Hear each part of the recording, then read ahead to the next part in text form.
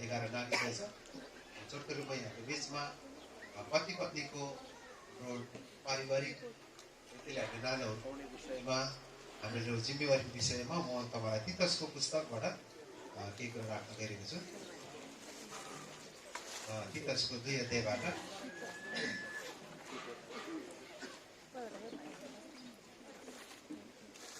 दुई अध्यायको 1 देखि 5 वचन। तिमीले चाहिँ जो पक्का सिद्धान्त सुहाउँदो छ त्यही तिमीले सिकाउनु। वृद्ध मानिसलाई संयमी, गम्भीर, समझदार र विश्वासमा पक्का, प्रेम र धैर्यतामा दृढ हुन सिकाऊ। त्यसरी नै वृद्ध स्त्रीहरू आचार व्यवहारमा श्रद्धालु हुनुपर्छ, मदमय नगर्ने, धेरै मदपान नगर्ने हुनुपर्छ भन्ने आदेश देऊ। जे असल छ तिनीहरू त्यही सिकाऊ। तिनीहरूले तरुणीहरूलाई आफ्ना पति र बालबच्चालाई प्रेम गर्न सिकाऊ। तिनीहरू समझदार, पतिव्रता, घरजम गर्न सक्ने, दयालु र आफ्ना पतिका अधीनतामा रहन तालिम देऊ, ताकि परमेश्वरको वचनको निन्दा हुन नपाओस्। हामी सबैले सँगै मिलेर भन्नेछौँ आमेन। यो खण्ड मलाई मनपर्ने खण्ड चाहिँ के भन्दाखेरि चाहिँ यो चाहिँ विशेष गरी कोरिन्थमा भएको मण्डलीभित्र उहाँहरूले जुन जागृतिको आशा राखेका थिए, त्यो जागृतिको आशाको मुख्य सुरुवात चाहिँ कसरी हुनुपर्छ भन्ने कुराको विशेष जोड दिएर पावलले यो पत्र लेखेका छन्। हामी सबैलाई थाहा छ क्रेटमा पावलले गएर सुसमाचार सुनाएका होइनन्। क्रेटको 2 अध्याय पढ्दा जब पवित्र आत्मा आउनुभयो पेन्टिकोस्टको दिनमा पवित्र आत्मा आउँदा क्रेटका मान्छेहरू पनि त्यहाँ भेला भएका थिए। कसरी हामीलाई थाहा छैन, तर भूमध्य सागरको मेडिटेरियन सीको बीच भागमा अवस्थित युरोप र एसियाको व्यापारको केन्द्रको रूपमा क्रेट टापुलाई हामी देख्दछौँ। 100 भन्दा बढी सहरहरूको विकासमा फैलिएको एउटा ठुलो टापुको रूपमा हामी क्रेटलाई देख्दछौँ। र जब पवित्र आत्मा पाए, तपाईँले 17 भन्दा बढी भाषामा बोलेको सुन्नुहुन्छ। तीमध्ये क्रेटको 2 अध्यायमा तिनीहरू क्रेटवासीहरू पनि थिए भन्छ। क्रेटका मान्छेहरू पनि थिए जसले पवित्र आत्मा पायो र तिनीहरू आफ्नो गाउँ समुद्री यात्रा तय गरेर तिनीहरू क्रेटमा फर्केर गए र क्रेटमा उनीहरूले मण्डलीहरू सुरु गरे। र पावलले तीतसलाई समुद्री यात्रा गरेर युरोपको यात्रा गरेर आउँदाखेरि चाहिँ क्रेटमा छोडे। अनि पावलले त्यसको छोड्नुपर्ने कारण बताउँछन् 5 पदमा, मैले तिमीलाई क्रेटमा छोडे, तिमीले त्यहाँ मैले आराय बमोजिम गर्नु र एल्डरहरू नियुक्त गर्नु र त्यहाँ अपुरो कुराहरू तिमीले पुरा गर्नु। अनि पावलले त्यस पछाडि 2 अध्यायमा लेखेको कुरा चाहिँ त्यो सहरलाई तिमीले अब बदल्नु पर्छ।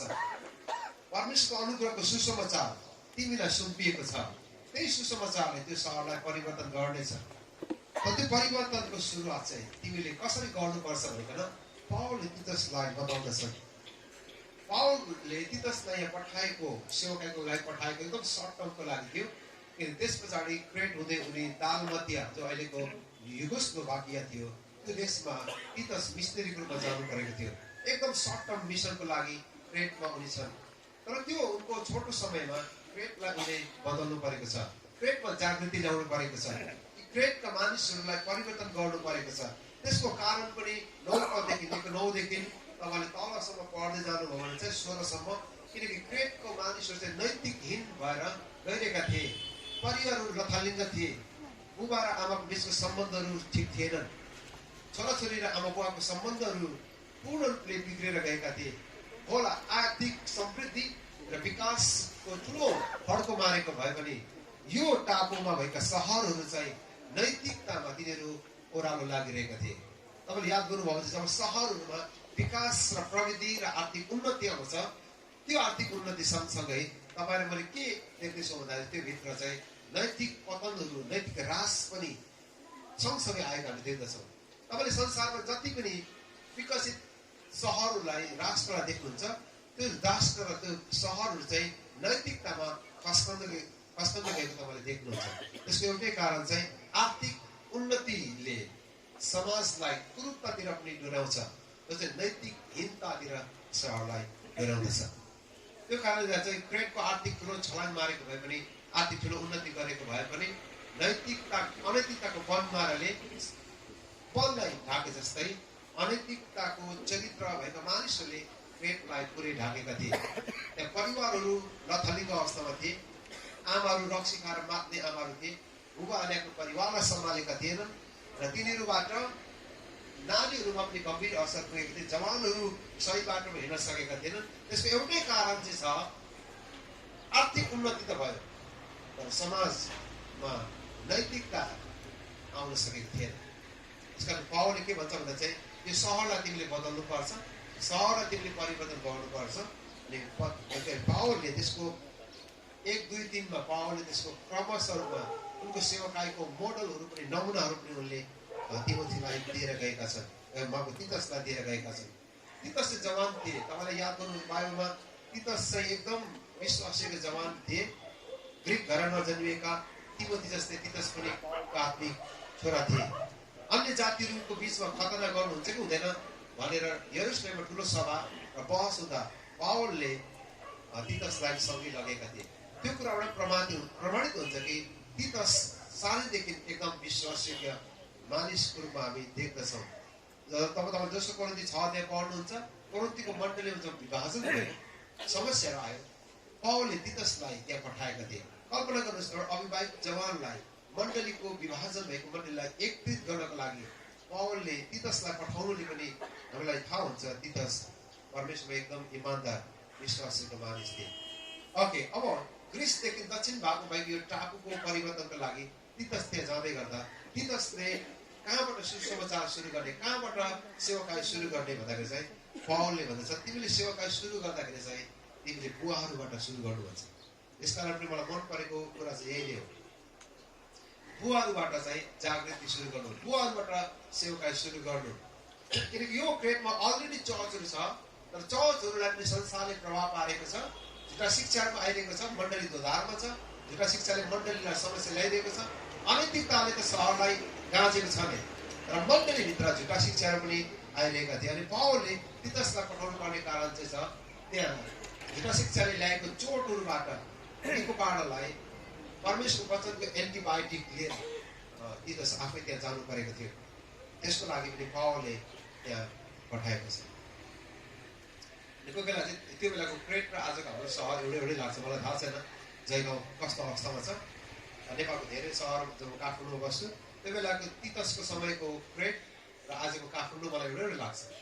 एउटा आर्थिक उन्नतिको ठुलो परिवर्तन आएको छ, तर अनैतिकताले समाजलाई ध्वस्त बनाएको छ। आर्थिक उन्नति नै मानव जीवनको पहिलो आवश्यकता त होइन, किनकि आर्थिक उन्नतिले ल्याएको थुप्रै विकृतिहरू हाम्रो समाजमा छन् होला। अहिलेको विकासले इन्टरनेटहरू, थुप्रै प्रविधिहरू, वैज्ञानिक थुप्रै प्रविधिहरू हाम्रो घरमा आइपुगेको छ। पानीको पाइपलाइनबाट पानी घरमा आए जस्तै इन्टरनेटको पाइपलाइनबाट थुप्रै अश्लीलताहरू पनि हाम्रो घरभित्र आएका छन्। हाम्रो समाजबाट ठुलो च्यालेन्ज पनि त्यत्तिकै आएको हामी देखिरहेका छौँ। यसको मानव जीवनको पहिलो खोजी आर्थिक कुराले चाहिँ होइन, किनकि मानिसको पहिलो समस्या आर्थिक होइन। राष्ट्र विकास नहुनुपर्ने खास कारण चाहिँ आर्थिकको कमीले होइन। मैले नेपाललाई हेऱ्यो भने पनि नेपाल गरिब छ जस्तो मलाई लाग्दैन। काठमाडौँमा तपाईँले रिङ रोडभित्रको त कुरै नगर्नुहोस्, रिङ रोडदेखि बाहिर 4 किलोमिटर 5 किलोमिटर बाहिर तपाईँले अहिले जानुभयो भने भैँसीपाटी भन्ने निकै डाँडातिर पर्छ। त्यो डाँडामा अहिले तपाईँले बसेको पण्डाल जतिको जमिन, जो पण्डालले घेरेको छ, यति जमिनलाई इन्डियाको लगभग 7 करोड जति पर्छ। यो पण्डालले घेरेको यति जमिन जो हामी बसेका छौँ, यतिलाई कम्तीमा 7 करोडभन्दा बढी पर्छ। आइसीको कुरा गरेको नेपाली 7 करोड होइन, तर त्यो 7 करोड बेच्छु भन्दा पछि जमिनमा बिक्रीमा छ मात्रै भन्यो भने 7 मिनटमा किन्ने मान्छेहरू छ। तर मान्छेसँग कहाँबाट पैसा? आर्थिक कमी त होइन। यति धेरै आकाशिएको छ जमिनको भावहरू। संसार एसियाको महँगो सिटीमा काठमाडौँ आउँछ, दिल्लीभन्दा महँगो पर्छ काठमाडौँ, तर मान्छे त्यहाँ प्रशस्त कमाइरहेको छ। कहाँबाट पैसा आउँछ बहुत छक्क पर्छ। आर्थिक उन्नति भएर गइरहेको छ, तर अनैतिकता पनि त्यत्तिकै सहरभित्र मौलाएर गएको छ। कसैले यसरी भनेका छन्, मानव जीवनको पहिलो आवश्यकता यदि आर्थिक भएको भए परमेश्वरले अर्थविदलाई पठाउनु हुने थियो। आर्थिक समस्या भएको भए उहाँले इकोनोमिस्ट अथवा अर्थविदलाई पठाउनु हुने थियो। संसारको समस्या शिक्षाको भएको भए परमेश्वरले शिक्षाविदलाई पठाउनु हुने थियो। संसारको समस्या मनोरञ्जनको भएको भए परमेश्वरले हास्य कलाकारलाई पठाउनु हुने थियो। र संसारको समस्या पापको भएको कारणले उहाँले मुक्तिदातालाई संसारमा पठाउनु हुने थियो। प्रियहरू, हाम्रो समस्या आर्थिक समस्या होइन। जयगाउँको समस्या आर्थिक समस्या हो भन्ने मलाई लाग्दैन, तर नैतिक र पापको समस्याको कारणले गर्दाखेरि चाहिँ हाम्रो अगुवाहरू भ्रष्ट भएर गइरहेका छन्। अब राजनीतिक अगुवाहरू सबै हेऱ्यो भने चाहिँ राष्ट्रलाई कुँजो बनाएका छन्। पैसाको कमीले होइन, पैसा प्रशस्त छ, तर हृदयमा भएको समस्याको, पापको समस्याले गर्दा राष्ट्रले उन्नति गर्न सकेका छैन। यसकारण हाम्रो पहिलो आवश्यकता चाहिँ आर्थिक हो भन्ने कुरा चाहिँ गलत हो। आर्थिक उन्नति हुने बित्तिकै सबै कुरा समाधान हुन्छ भन्नु चाहिँ गलत हो। र पहिलो समस्या चाहिँ आत्मिक समस्या, अनि यो सहरको आत्मिक समस्या थियो। अनि पावलले तितसलाई भन्छ तिमीले अब सुरु गर्नु, त्यो सुरुवात चाहिँ बुवाहरूबाट सुरु गर्नुपर्छ। अब पावलले के भन्छ भने चाहिँ यो परिवर्तनको सुरुवात चाहिँ, जागृतिको सुरुवात चाहिँ परिवारबाट। संसारको टिचिङ्स र हाम्रो टिचिङको फरक चाहिँ यही नै छ। संसारले के भन्छ भन्दाखेरि चाहिँ हामीले समाजलाई बदल्नुपर्छ, हाम्रो राष्ट्रलाई बदल्नुपर्छ। राष्ट्र बद्ल्यो भने परिवार बद्लिन्छ। र बाइबलले सिकाएको कुरा चाहिँ परिवारबाट सुरु हुनुपर्छ, अनि यो चाहिँ राष्ट्रतिर सरेर जानुपर्छ। तपाईँले भन्छौँ 128मा जब तपाईँले पढ्नुहुन्छ, भन्छौँ 128को लेखकले के भन्छ भन्दाखेरि तपाईँले त्यो पदलाई याद गर्नुभएको छ, कतिले सधैँ त्यो प्रचार पनि गर्नुहुन्छ। परमप्रभु भय मान्नेहरू सबै धन्यका हुन् जो उहाँको इच्छाहरू चल्छन्। अब हेर्नुहोस् 2 पदमा तिमीले आफ्नो परिश्रमको फल खानेछ। अब यदि परमेश्वर भय माने भने पहिलो आशिष चाहिँ त्यो व्यक्तिको जीवनमा छ, उनको परिश्रममा परमेश्वरले आशिष दिनुहुन्छ। दोस्रो कुरा चाहिँ तिनको पत्नी, हेर्नुहोस् है त, 3 पदमा तिनको पत्नी तिनको घरभित्र फलवन्त हुनेछ, ताकको लता जस्तै फलवन्त हुनेछ। तुरुन्तै परमेश्वरले आशिष केमा घोषणा गर्नुहुन्छ? म्यारेजमा, विवाहमा। त्यस पछाडि के भन्छ? तिनका छोरा छोरीहरू टेबलको वरिपरि जैतुनको मुना जस्तै हुनेछ। तेस्रो आशिष चाहिँ अब उनीको जेनेरेसनमा परमेश्वरले आशिष ल्याउनुहुन्छ। 4 देखि 6 पदसम्म चाहिँ अब इजरायलमा आशिष आउनेछ। त्यो इजरायलमा आशिष भनेको चाहिँ देशमा आशिष हो। तर पोलिटिसियनहरू, राजनीतिकले के भन्छ? पहिला राष्ट्रमा आशिष आउनुपर्छ, अनि परिवारमा। राष्ट्र धनी हो भने परिवार धनी हुन्छ। तर बिब्लिकल मोडल चाहिँ के भन्दाखेरि चाहिँ व्यक्ति हुँदै म्यारेजबाट, परिवारबाट, विवाहबाट अब परिवारमा आशिष, अनि मात्रै राष्ट्रमा आशिष। पावलले जागृतिको मुख्य कारणको मोडल पनि हामीलाई के दिएर गयो भन्दाखेरि चाहिँ जागृति चाहिँ पहिला मण्डलीमा आउने होइन, पहिला चाहिँ घरमा आउनुपर्छ। कसरी मण्डलीमा? हाम्रो मण्डलीमा जागृति छैन भन्छ, खास चाहिँ घरमा जागृति छैन भनेको। हाम्रो घरमा जागृति भयो भने त मण्डलीमा जागृति भइहाल्छ। घरमै जागृति छैन, सेवा नगए पनि हुन्छ भनेपछि त्यो पढले गएपछि कहाँ जागृति आउँछ? बुझ्नुभयो त? हामी घरबाटै जागृति भएर जानु पऱ्यो नि। हो, अनि समस्या त मण्डलीको समस्या होइन, घरमा छ नि समस्या। म जहिले भन्ने गर्छु, म चाहिँ चर्चको पास्टर हुनुभन्दा अगाडि घरको पास्टर। किनकि म घरमा एज अ पास्टर राम्रो भएन भने तपाईँले मण्डलीलाई गाह्रो हुन्छ चलाउनु। किनकि सुरुवात चाहिँ परिवारबाट। एउटा अफ्रिकाबाट भनाइरहेछ, जसको धेरै छोराछोरी हुन्छ त्यो चाहिँ राम्रो पास्टर हुनसक्छ भन्ने भनाइरहेछ कि। किनकि धेरै छोराछोरी हुर्काउन झिजो नमान्ने मान्छे मण्डली ठुलो हुँदा झिजो मान्दैन। त्यो भनाइ सत्य हो कि मलाई थाहा छैन। मैले भन्नु खोजेको कुरा त्यति नै हो कि परिवारबाट चाहिँ सुरुवात हुनुपर्छ। हरेक परिवारको बुबाहरूले परिवारमा राम्ररी परिवारलाई देखरेख गरे भने मण्डली चाहिँ त्यसै स्वस्थ भएर जान्छ। यसका हरेक बुवाहरू जो यहाँ उपस्थित हुनुहुन्छ, तपाईँहरू घरको पास्टर, मण्डलीको पुलपिटमा कहिले प्रचार गर्ने मौका पाउनु भएन भने पनि ठिकै छ। मण्डलीको पास्टरको रूपमा तपाईँले कहिले पनि त्यो सेवाकाई पाउनु भएन भने ठिकै छ, तर तपाईँ घरको चाहिँ पास्टर हो। यसको बुबाहरूले चाहिँ बुझ्नुपर्छ, म बुबा मात्र होइन, म घरको पास्टर नै। यसका घरको परिवारलाई, घरको मण्डलीलाई तपाईँले राम्ररी चलाइदिनु भयो भने पास्टरको जिम्मेवारी चाहिँ एकदम हल्का हुन्छ। किनकि घरको बुवाले परिवारलाई राम्ररी सम्हालिदियो भने, आत्मिक जीवनमा राम्ररी हुर्काइदियो भने मण्डलीको पास्टरको जिम्मेवारी हल्का हुन्छ। आज मण्डलीको पास्टर चाहिँ यति धेरै मण्डलीको समस्या समाधान गर्दै व्यस्त हुन्छ, त्यो समस्या सुनाउनु सक्दैन। किनकि सेवाकाई अरू गर्नुपर्ने सेवाकाई थाँती राखेर पारिवारिक समस्याहरू धेरै छन्। त्यही विषयमा हाम्रो प्रार्थनाहरू त्यही विषयमा केन्द्रित छ। किनकि हामी धेरै समस्या समाधान गर्नेतिर केन्द्रित भएका छौँ। यसो हरेक बुवाहरूले त्यो जिम्मेवारी निभाइदिनुपर्छ। यसको हरेक बुवाहरू तपाईँहरू चाहिँ पास्टर है। तपाईँले पास्टर चाहिँ यहाँ लेखेर हेर्नु पर्दैन। फेरि मैले भने भनेर भोलिदेखि पास्टर धनबहादुर भनेर लेख्नु होइन, यसो चाहिँ गर्नु हुँदैन। तर तपाईँ आत्मिक रीतिले परिवारको पास्टर हो, अनि म पनि परिवारको पास्टर हो। यसो मैले पहिला मेरो श्रीमती र मेरो नानीलाई प्रभुमा डोर्याउनुपर्छ, मण्डलीलाई शिक्षा दिनु अगाडि, अनि त्यसपछि मात्रै म मण्डलीको पनि पास्टर हो। तर म घरमा हुँदाखेरि जहिले मेरो परिवारलाई प्रार्थनाको वेदीमा लाने, बाइबल सिकाउने कुराहरू एज अ श्रीमान, एज अ बुवा मेरो कर्तव्य मैले गर्नुपर्छ मेरो नानीहरूलाई।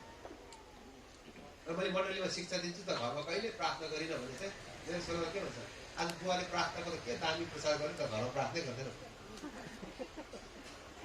त्यसले चाहिँ एज अ बुवा मेरो जिम्मेवारी हो अनि बाइबलले बडो मिठो कुराहरू एउटा मोडल हामीलाई दिएको छ त्यो मोडल चाहिँ मैले तपाईँसँग राख्नुपर्छ अनि पावलले तीतसलाई के भन्दैछ भन्दा चाहिँ तिमीले जागृति ल्याउनुपर्छ सिटीमा त्यो पेटमा जागृति आउनेछ त्यो जागृति चाहिँ बुवाहरूबाट सुरु गर्नु अनि त्यो चाहिँ बडो स्पष्ट पावलले तीतसलाई त्यो इन्स्ट्रक्सन त्यो निर्देशन दिएका छन् त्यसको आज यो बिहानी हामी जतिजना बुवा छौँ म तपाईँहरूबाट सुरु गरेँ है किन आमाहरूबाट होइन मलाई थाहा छैन तर बाइबलले दिएको मोडल चाहिँ पहिलो सुरुवात चाहिँ बुवाहरूबाट वृद्ध मानिस भनेको छ अब बुवाहरू श्रीमानहरू हामी सबै पहिलो कुरा चाहिँ जागृतिको पहिलो कारण चाहिँ बुवा नै हो यसको बाइबलले यसो भन्छ एफिसी 5:23 पदमा पत्नीको शिरको हो पति हो दिदीबहिनीले मन दुखाउनु हुँदैन फेरि यो शब्द सुन्दाखेरि चाहिँ हाम्रो शिरको अरे शिरमा यो ठुलो र सानोको कुरा गरेको चाहिँ होइन लिडरसिपको कुरा गरेको भूमिकाको विषयमा कुरा गर्दैछ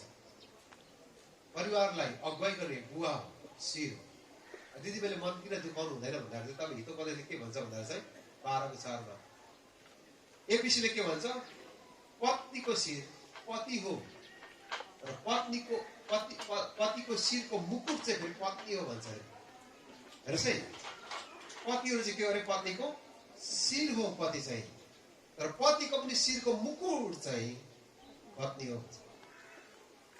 दिदी बहिनी त त्यो शिरको पनि माथि पो हुँदो रहेछ तपाईँलाई मुकुट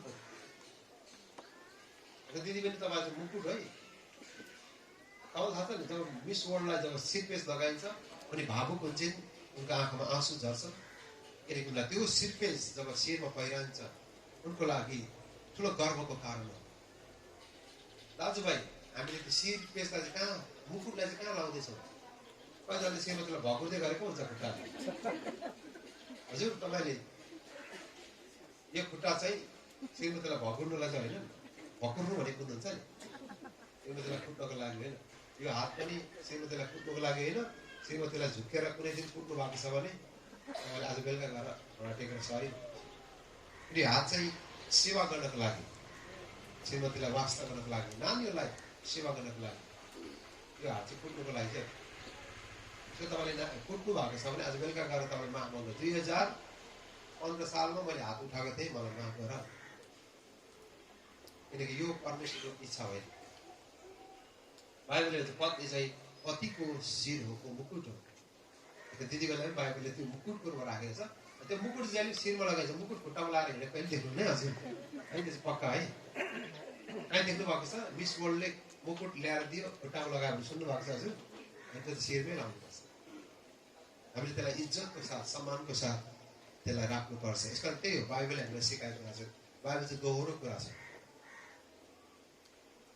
अनि बाइबलले यसो भन्छ पति चाहिँ शिरको पत्नीको शिर भनेको अर्थ चाहिँ लिडरसिप कुराहरू विशेष गरी 3वटा कुराहरू आत्मिक प्रबन्ध स्पिरिचुअल प्रोभिडेन्स स्पिरिचुअल प्रोटेक्सन र फिजिकल प्रोभिडेन्स यो 3टा कुरा छ आत्मिक प्रबन्ध गर्नु पर्यो बुवाले आत्मिक सम्पूर्ण कुरालाई बुवाले हेर्नु पर्यो अनि भौतिक प्रबन्ध गर्नु पर्यो र आत्मिक सुरक्षा आत्मिक प्रबन्ध भनेको चाहिँ बुवाले नै घरको शिक्षा दीक्षामा जोड दिनुपर्ने कुरा छ तपाईँले पुरानो करारमा हेर्नु भने व्यवस्थामा त्यो 4 अध्याय होस् वा 6 अध्याय बुबाहरूलाई पहिलो आदेश छ तिनीहरूको छोराछोरीहरूलाई सिकाउनु बस्दा उड्दा ढल्कँदा तिनकै बारेमा चर्चा गर्नु अनि एफिसी 6 अध्यायमा तपाईँले 4 पदमा के भन्छ पावलले ए बुबा हो खै त आमा त्यसो बुझ्नुहुन्छ आमासँगै बुवा पनि छ तर पहिलो जिम्मेवारी चाहिँ पावलले भन्छ ए बुबा हो छोराछोरीलाई रिस नउठाओ र परमेश्वर वचन र शिक्षा उठाओ स्पिरिचुअल प्रोभिडेन्सहरू आत्मिक सम्पूर्ण प्रबन्ध गर्ने कुरा आमाको पनि जिम्मेवारी छ पक्का पनि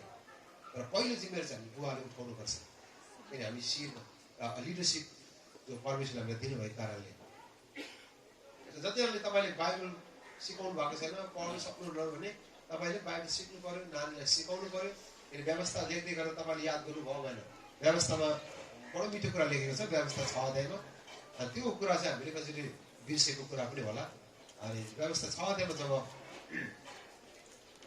यो कुरा लेखेको छ त्यतिखेर के भन्छ भने तिमीले आफ्नो परमेश्वरलाई सारा हृदयले सारा प्राणले सारा शक्तिले प्रेम गर हेर्नुहोस् है त 4 पदमा इजरायल सुन परमप्रभु हाम्रो परमेश्वर एउटै हुनुहुन्छ तिमीले परमप्रभु आफ्नो परमेश्वर आफ्नो सारा हृदयले आफ्नो सारा प्राणले आफ्नो सारा शक्तिले प्रेम गर अब बुवालाई भन्दैछ है तिमीले आफ्नो परमेश्वरलाई सारा हृदयले, सारा प्राणले, सारा शक्तिले प्रेम गर। 6 पदमा मैले आज तिमीलाई सुनाएका यी आज्ञाहरू तिम्रो मनमा राख। बुवाहरू हामीले मनमा राख्नु पर्यो। 7 मा तिमीहरूले आफ्ना छोराछोरीलाई होसियार साथ सिकाउनु। ओके, सिकाउनु भन्दा अगाडि चाहिँ हामी आफैले परमेश्वरलाई प्रेम गरेको हुनु पर्यो। हामी आफैले त्यो वचनलाई मनमा राखेको हुनु पर्यो। बुवाले कहिले बाइबल पढेन भने छोराछोरीलाई पढ भनेर चाहिँ हुँदैन। हामीसँग बिब्लिकल नलेज हुनु पर्यो। यसरी बुवाहरू हामीले बाइबल पढ्न सुरु गर्नु पर्यो। तपाईँ पढ्नु सक्नुहुन्न भने कसरी हुन्छ? परिवारमा अरूसँग पढेर भए पनि, सँगै पढेर भए पनि तपाईँले यो कुरालाई लिडरसिप दिनु पर्यो। अरू किताबहरू पढ्नु पर्यो। अहिलेको पुस्ताहरू एकदम अगाडि छ। मेरो छोराले चाहिँ मलाई गलातीको पत्रबाट ग्रेस एन्ड ल को विषयमा छोरा र मेरो बिचमा कुराकानी भयो। किनकि मेरो छोरा बिब्लिकल नलेजमा भएको कारणले ग्रेस र लको विषयमा मैले उनलाई सिकाउनु पर्यो। किन अहिले हाइपर ग्रेसहरू टिचिङ्सहरू आइरहेको कारणले गर्दा छ। ग्रेसलाई हामीले कसरी डिफाइन गर्ने नयाँ कुराहरूमा पावलले जुन प्रकारले अनुग्रहलाई बताएका छन्, जुन प्रकारले व्यवस्था कुरालाई बताएका छन्, यो दुईटाको बिचमा कसरी हामीले सन्तुलित राख्नुपर्ने कुरा छ त्यो विषयमा छ। किनकि मेरो छोराले त्यो विषयमा उसले आफ्नो अध्ययन गरेको कारण। बुवाहरू हामीले पनि आफ्नो बाइबलीय शिक्षालाई हामीले विकास गर्नुपर्छ। तीतस 1:9 हेर्नु के लेखेको छ? तिमीलाई सिकाइएको विश्वासीको वचनमा तिमीहरू दरिलो हुनुपर्छ ताकि तिमीले पक्का सिद्धान्त अनुसार शिक्षा दिन सकौ र तिमीलाई यी कुराको खण्डन गर्नेहरूको झुटा साबित गर्न सकौ। बुवाहरूको पनि त्यो जिम्मेवारी छ। यहाँ खास एल्डरको मात्र होइन, बुवाहरूको पनि जिम्मेवारी हो कि पक्का सिद्धान्तलाई हामीले पक्रिराख्न सकौँ। एकदम सुरुवात चाहिँ बुवाहरूबाट हो। भौतिक प्रबन्ध हामीले गर्नै पर्छ, फिजिकल प्रोभिडेन्सहरू। अन्तिमको स्पिरिचुअल प्रोटेक्सन छ, आत्मिक सुरक्षा हामीले गर्नु पर्यो। एज अ बुवा हामीले हाम्रो परिवारको सुरक्षा गर्नुपर्छ। अब म टाढो छु र पनि प्रार्थनाद्वारा मेरो परिवारलाई मैले सुरक्षामा ल्याइराख्नु पर्ने हुन्छ। जति यहाँ बुवाहरू छौँ, हाम्रो जिम्मेवारी हाम्रो परिवारलाई प्रार्थनाको वेदीमा सुरक्षा दिनु। मैले मेरो परिवारलाई सुरक्षा दिन सक्दिनँ, तर म प्रार्थना बिहान उठेर मैले भने मेरो श्रीमती र मेरो नानीलाई म तपाईँको वेदीमा ल्याउँछु। उनीको मन र विचारलाई तपाईँ परमेश्वरमा म ल्याउँदैछु, तपाईँले सुरक्षा दिनु। मेरो श्रीमतीको मनमा के चल्छ मलाई के थाहा, मेरो छोराको मनमा के चल्छ मलाई के थाहा, र म प्रार्थनाद्वारा उनीलाई सुरक्षामा ल्याउँदैछु। प्रभु तपाईँले उनीलाई सुरक्षा दिनुहोस्। हरेकचोटि हिँड्दै गर्दा पनि म प्रार्थना गरिरहन्छु, किनकि मेरो श्रीमती र मेरो नानीलाई मैले सधैँ प्रार्थनाद्वारा सुरक्षा दिइराख्नुपर्छ। कतिखेर दुष्टले काम गर्छ भने स्पिरिचुअल प्रोटेक्सन पनि अति आवश्यक छ। यसमा त्यो कुरा चाहिँ बुवाको जिम्मेवारी हो। अनि पावलले कहाँबाट सुरु गरे भन्दाखेरि चाहिँ बुबाहरू चाहिँ अथवा वृद्ध मानिसहरू चाहिँ संयमी हुनुपर्छ भने संयमीको अर्थ चाहिँ रक्सीको नियन्त्रणदेखि बाहिर भनेको हो। संयमी भनेको चाहिँ आफूलाई नियन्त्रणमा बसमा राख्ने हो। रक्सीले मातेको मान्छे कहिल्यै संयमित हुँदैन। तपाईँले देख्नु भएको छ रक्सी खाएको मान्छे बाटोमा हिँडे पनि उसको पाइला स्थिर हुँदैनन्। उसलाई तपाईँले सोध्नु भयो मलाई थाहा छ भन्छ, तर थाहा हुँदैन। प्रायः रक्सीले मातेको मान्छे सिधा कहिल्यै हिँड्नु सक्दैन, किनकि उनका पाइलाहरू स्थिर हुँदैनन्। बुबाहरू जब बुबाहरू नै स्थिर हुँदैनन्, उनका पाइलाहरू स्थिर हुँदैनन्, तब परिवारहरू चाहिँ लथालिङ्ग हुन्छ। हरेक बुबाहरू हामी चाहिँ संयमित हुनु पर्यो। रक्सीले मातेको जस्तो के कुरा गरी हिँड्ने, कता कता हिँडी हिँड्ने, कोही टुङ्गो छैन, हाम्रो जिउने शैलीहरू पनि हामीले राइट प्रकारले जिएका छैन भने त्यसले हाम्रो परिवारलाई गम्भीर असर पुर्याउने कुरा। अझै रक्सीले मातेको मान्छे झन् बुवाहरू रक्सी खानुहुन्छ भने त मलाई भन्नु के छ। उसले एउटा गीत थियो नि, पाउ मादले आमा मारु नि छोराछोरी बाल्टा गुल्डु तेल लात्ताले, कसले बनाएको मलाई पनि थाहा छैन। कम्पोज गर्ने मान्छे चाहिँ परिवार लथालिङ्गै भन्ने मान्छे हुनुपर्छ। दोस्रो कुरा चाहिँ गम्भीर हुनुपर्छ। गम्भीर भने चाहिँ बोली वचनमा आदरको योग्य हुनुपर्छ। बुवाहरू हामी जे बोल्छ नानीसँग एकदम ध्यान दिनुपर्छ। श्रीमतीसँग पनि तपाईँले फटाइ कुराहरू बढी गरिराख्नु भयो भने चाहिँ मेरो बाउ जस्तो हाउडी त कोही पनि छैन। बुझ्नु चाहिँ हाउडी भनेको नेपालमा त हाउडी भनेको चाहिँ मेरो बाउको के कुरा बोल्छ केही थाहा नै हुँदैन। हावा कुरा गरिरहन्छ, हावादार कुरा गर्छ मेरो बाउ। मेरो बाउ जस्तो हावा कुरा गरेर हिँड्ने यो खुसीको ठिस भएको छ कि अब यो त बाउ पनि भन्दैन, सुड्डोको खुसी क्या भन्छ। अहिलेको पुस्ता त्यसै भन्छ, रिस उठ्नु थाल्यो नि नानी। बुबाहरू हाम्रो बोलीमा चाहिँ हामी गम्भीर हुनुपर्छ। तपाईँले नानीसँग प्रतिज्ञा गर्नुभएको छ भने प्रतिज्ञा पुरा गर्नुपर्छ। हामी जे कुरा गरेका छौँ त्यो चाहिँ हामी बोलीमा हामी पक्का हुनुपर्छ। नानीसँग तपाईँले एकछिन एउटा कुरा गर्नु, एकछिन अर्को कुरा गर्नु, एकछिन अर्को कुरा गर्नु, कुरा चेन्ज गरिरह्यो भने नानीहरू कन्फ्युज हुन्छ। मेरो बुवाको कुरा कहिले पनि ठिक बोल्दैन मेरो बुवा भन्ने कुरालाई निश्चित हुन्छ। किनकि हामीले आफ्नो बोलीमा गम्भीर नभएको कारणले यो कुरा भएन भने हाम्रो समाजमा पनि बुवाको राम्रो इज्जत हुँदैन। फलानु धनमा त एकदम त कुरै नगरौँ, त्यो मान्छे जस्तो हाउडी मान्छे कोही पनि छैन। त्यो मान्छे जस्तो चाहिँ कुरा ओसारी हिँड्ने, कुरा नबुझ्ने, त्यो मान्छे जस्तो चाहिँ अस्थिर मान्छे कोही पनि छैन। उसको त कुरै मलाई विश्वास लाग्दैन, किनकि उसले कुरा विश्वासयोग्य कुरा कहिले गर्दैन। बुबाहरू हामीले हाम्रो समाजमा, परिवारमा के हामी गम्भीर छौँ, हामीले गरेको प्रतिज्ञा के पुरा गर्छ। बाइबलमा यसो भनेछ, नानीलाई रिस नउठाऊ भनेछ। कसरी नानीलाई रिस उठाउँछ? बुवाहरूले गरेको प्रतिज्ञा पुरा नगरे पनि हो। 8 क्लास पास गरेर चाहिँ म साइकल ल्याइदिन्छु भन्छ, छोराले 8 क्लास पास गरेको दिन त्यो पुरै रिजल्ट हल्लाउँदै आउँछ, ड्याडी मैले पास गरेँ त, मलाई साइकल किनिदिने होइन भन्छ। अहिले साइकलमा एक झापड पाउँछ, नानी निराश हुन्छ। किनकि हामीले गरेको प्रतिज्ञा पुरा गर्दैन, हाम्रो बोलीमा हामी स्थिर छैन। बाइबलले भन्छ बुबाहरू यदि परिवर्तन भयो भने घर परिवर्तन हुन्छ। त्यस पछाडि पावलले भन्छ बुवाहरू समझदार हुन्छ। समझदार भनेको चाहिँ ग्रिक भाषामा चाहिँ न्याय र समानतालाई कायम राख्ने मान्छे। बुबाहरू हामी जो यहाँ छौँ, घरमा न्यायलाई र समानतालाई हामीले कायम राख्न सकौँ। नानीसँग हामीले व्यवहार गर्दा समानतामा व्यवहार गर्न सकौँ। नानीले दिने मिठाईमा पनि ध्यान दिनुहुन्छ।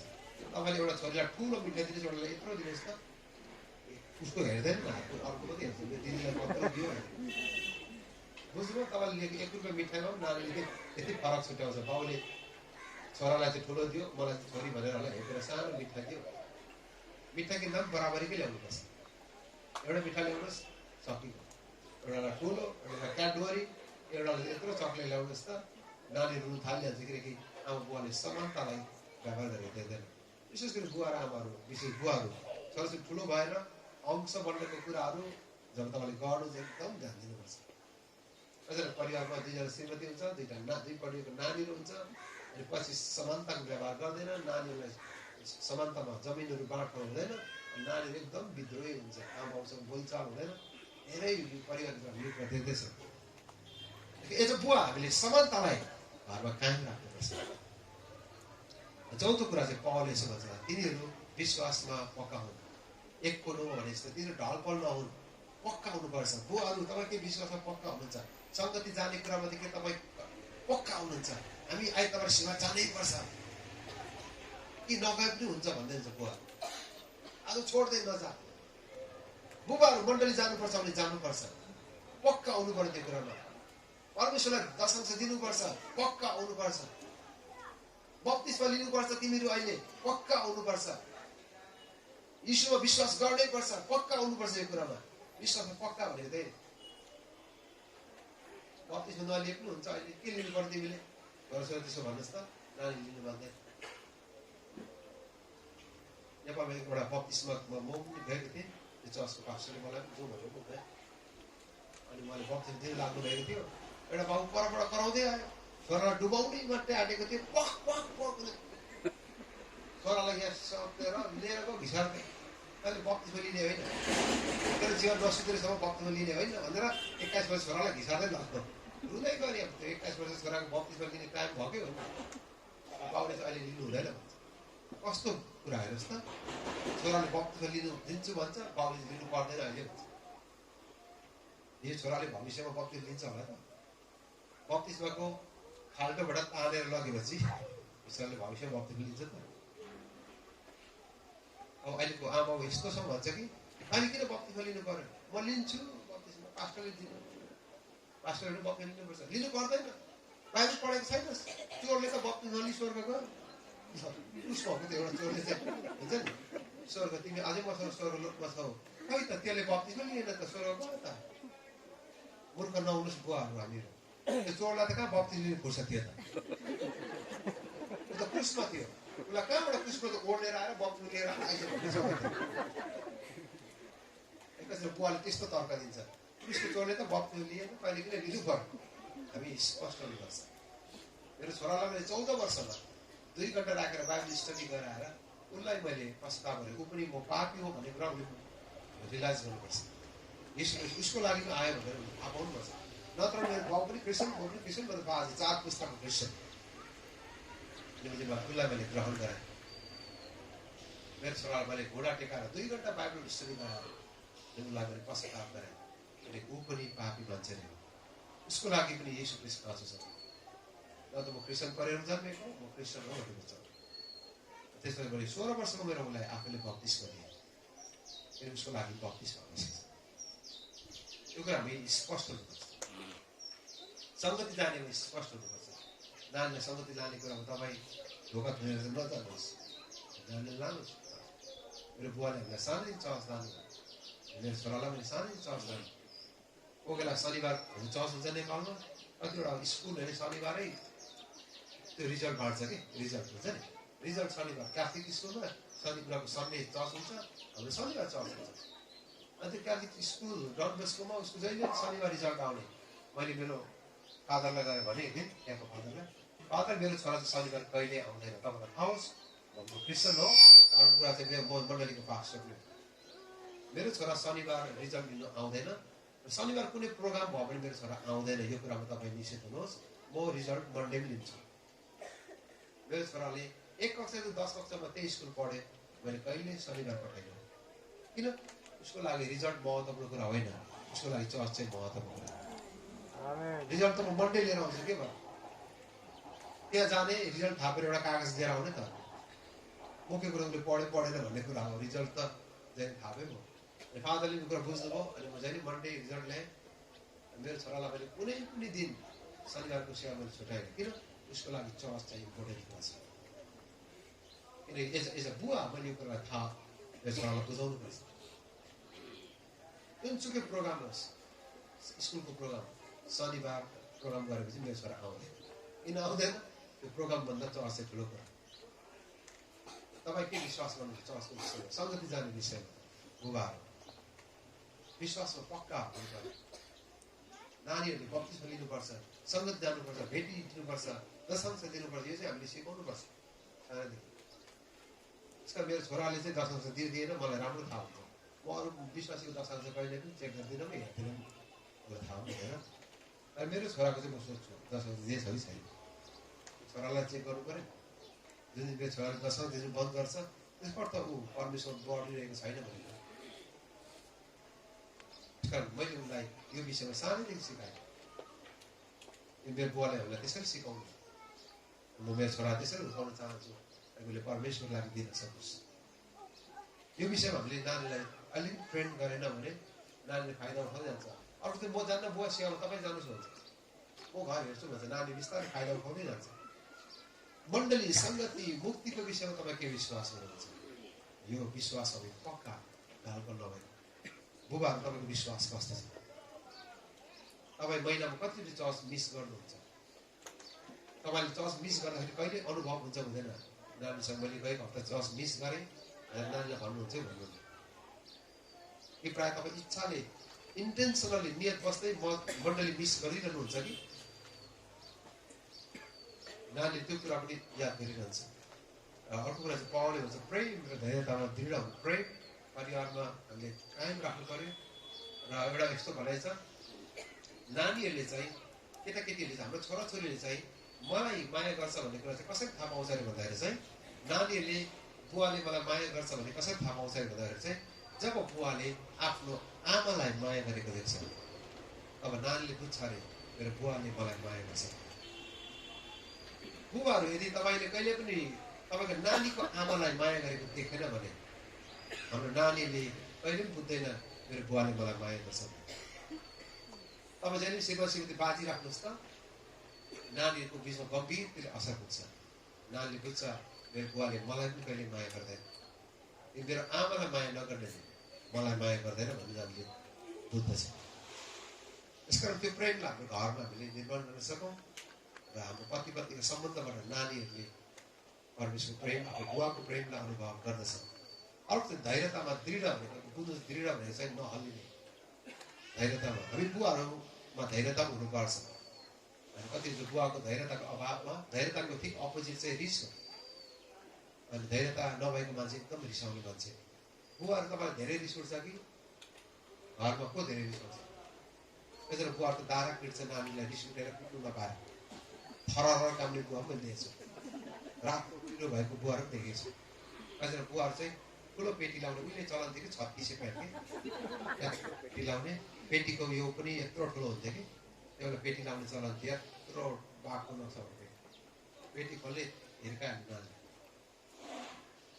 अनि ती बुवाको छोरा आज म चिन्छु बुवा र छोराको बोलचाल छैन उनको छोरा लगभग 35 नागेर गयो तर अहिलेसम्म बुवासँग बोल्दैन यद्यपि बुवा मण्डलीको असल अगुवा पनि हुन्छ र आफ्नो छोराहरूसँग बोलचाल छैन उनको छोराले बुवाको माया चाहिँ कहिले पनि देखेन खालि रिस मात्रै देख्यो रिस उठेको थर कामले पेटी खोल्ने दिइहाल्यो एकजना बुवाहरूले के सम्झन्छ भने चाहिँ छोराछोरी चाहिँ मदेखि डराएको छ भने चाहिँ म चाहिँ भयङ्कर बाउ हो भन्ने सम्झन्छ तपाईँले मेरो छोराछोरी तपाईँलाई देखेर डराउँदैछ भने तपाईँ म राम्रो बुवा चाहिँ होइन मैले भने बुझ्नुभयो भने हाम्रो कल्चर त्यसले कल्चर सुरु गर्यो नि त हामीसँग थुर नानी भयो भने त तिम्रो नानी के छ फटाऊ मेरो छोरा त मेरो म जस्तो बाउ त के भन्नु त मलाई देखेपछि छोरा त छुल हुन्छ भन्छ नि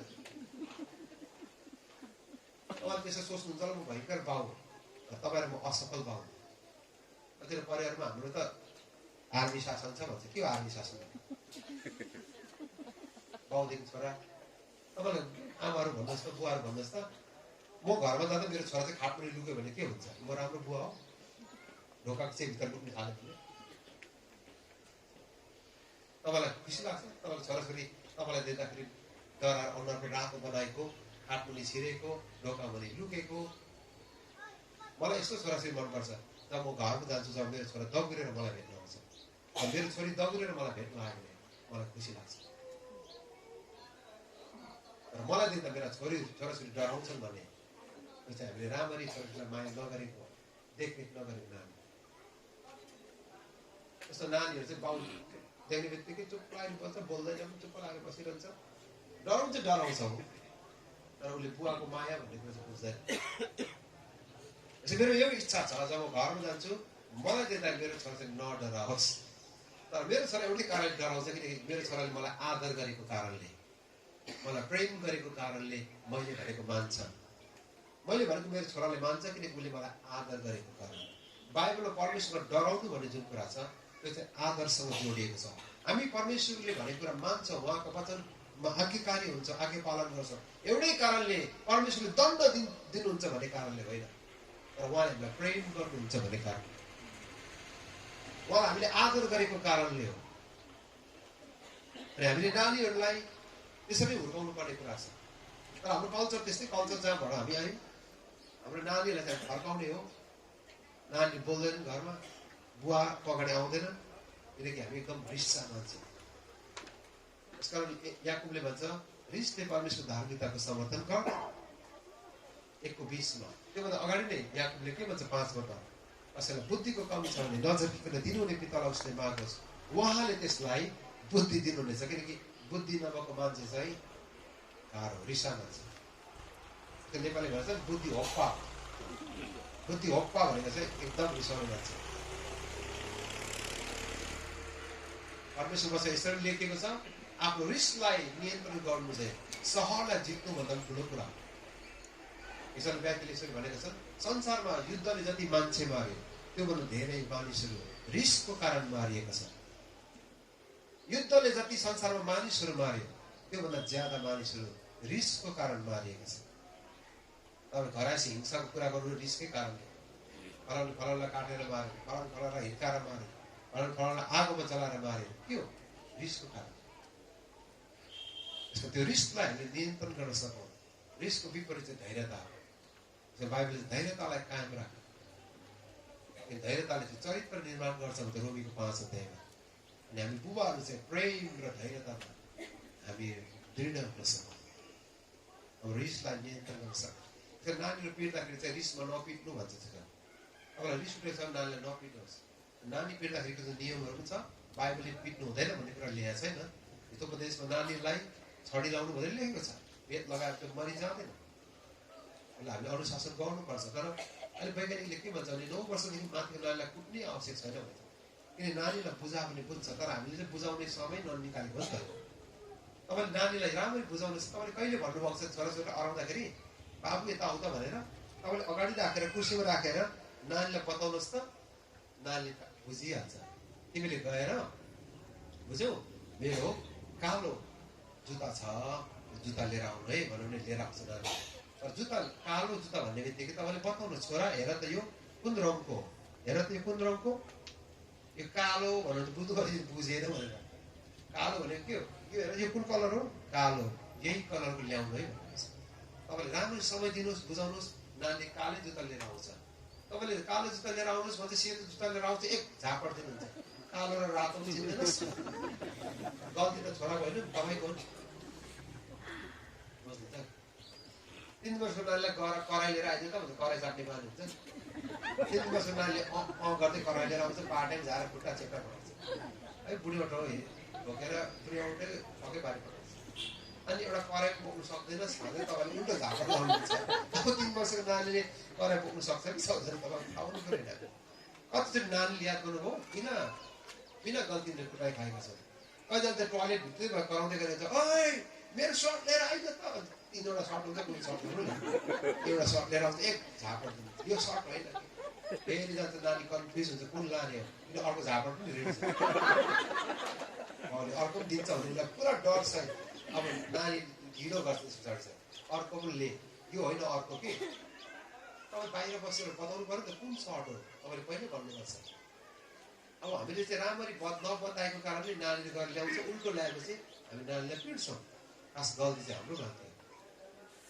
नानीले राम्ररी बताउनुहोस्, नानीले कहिले गलत कुरा लिएर आउँदैन।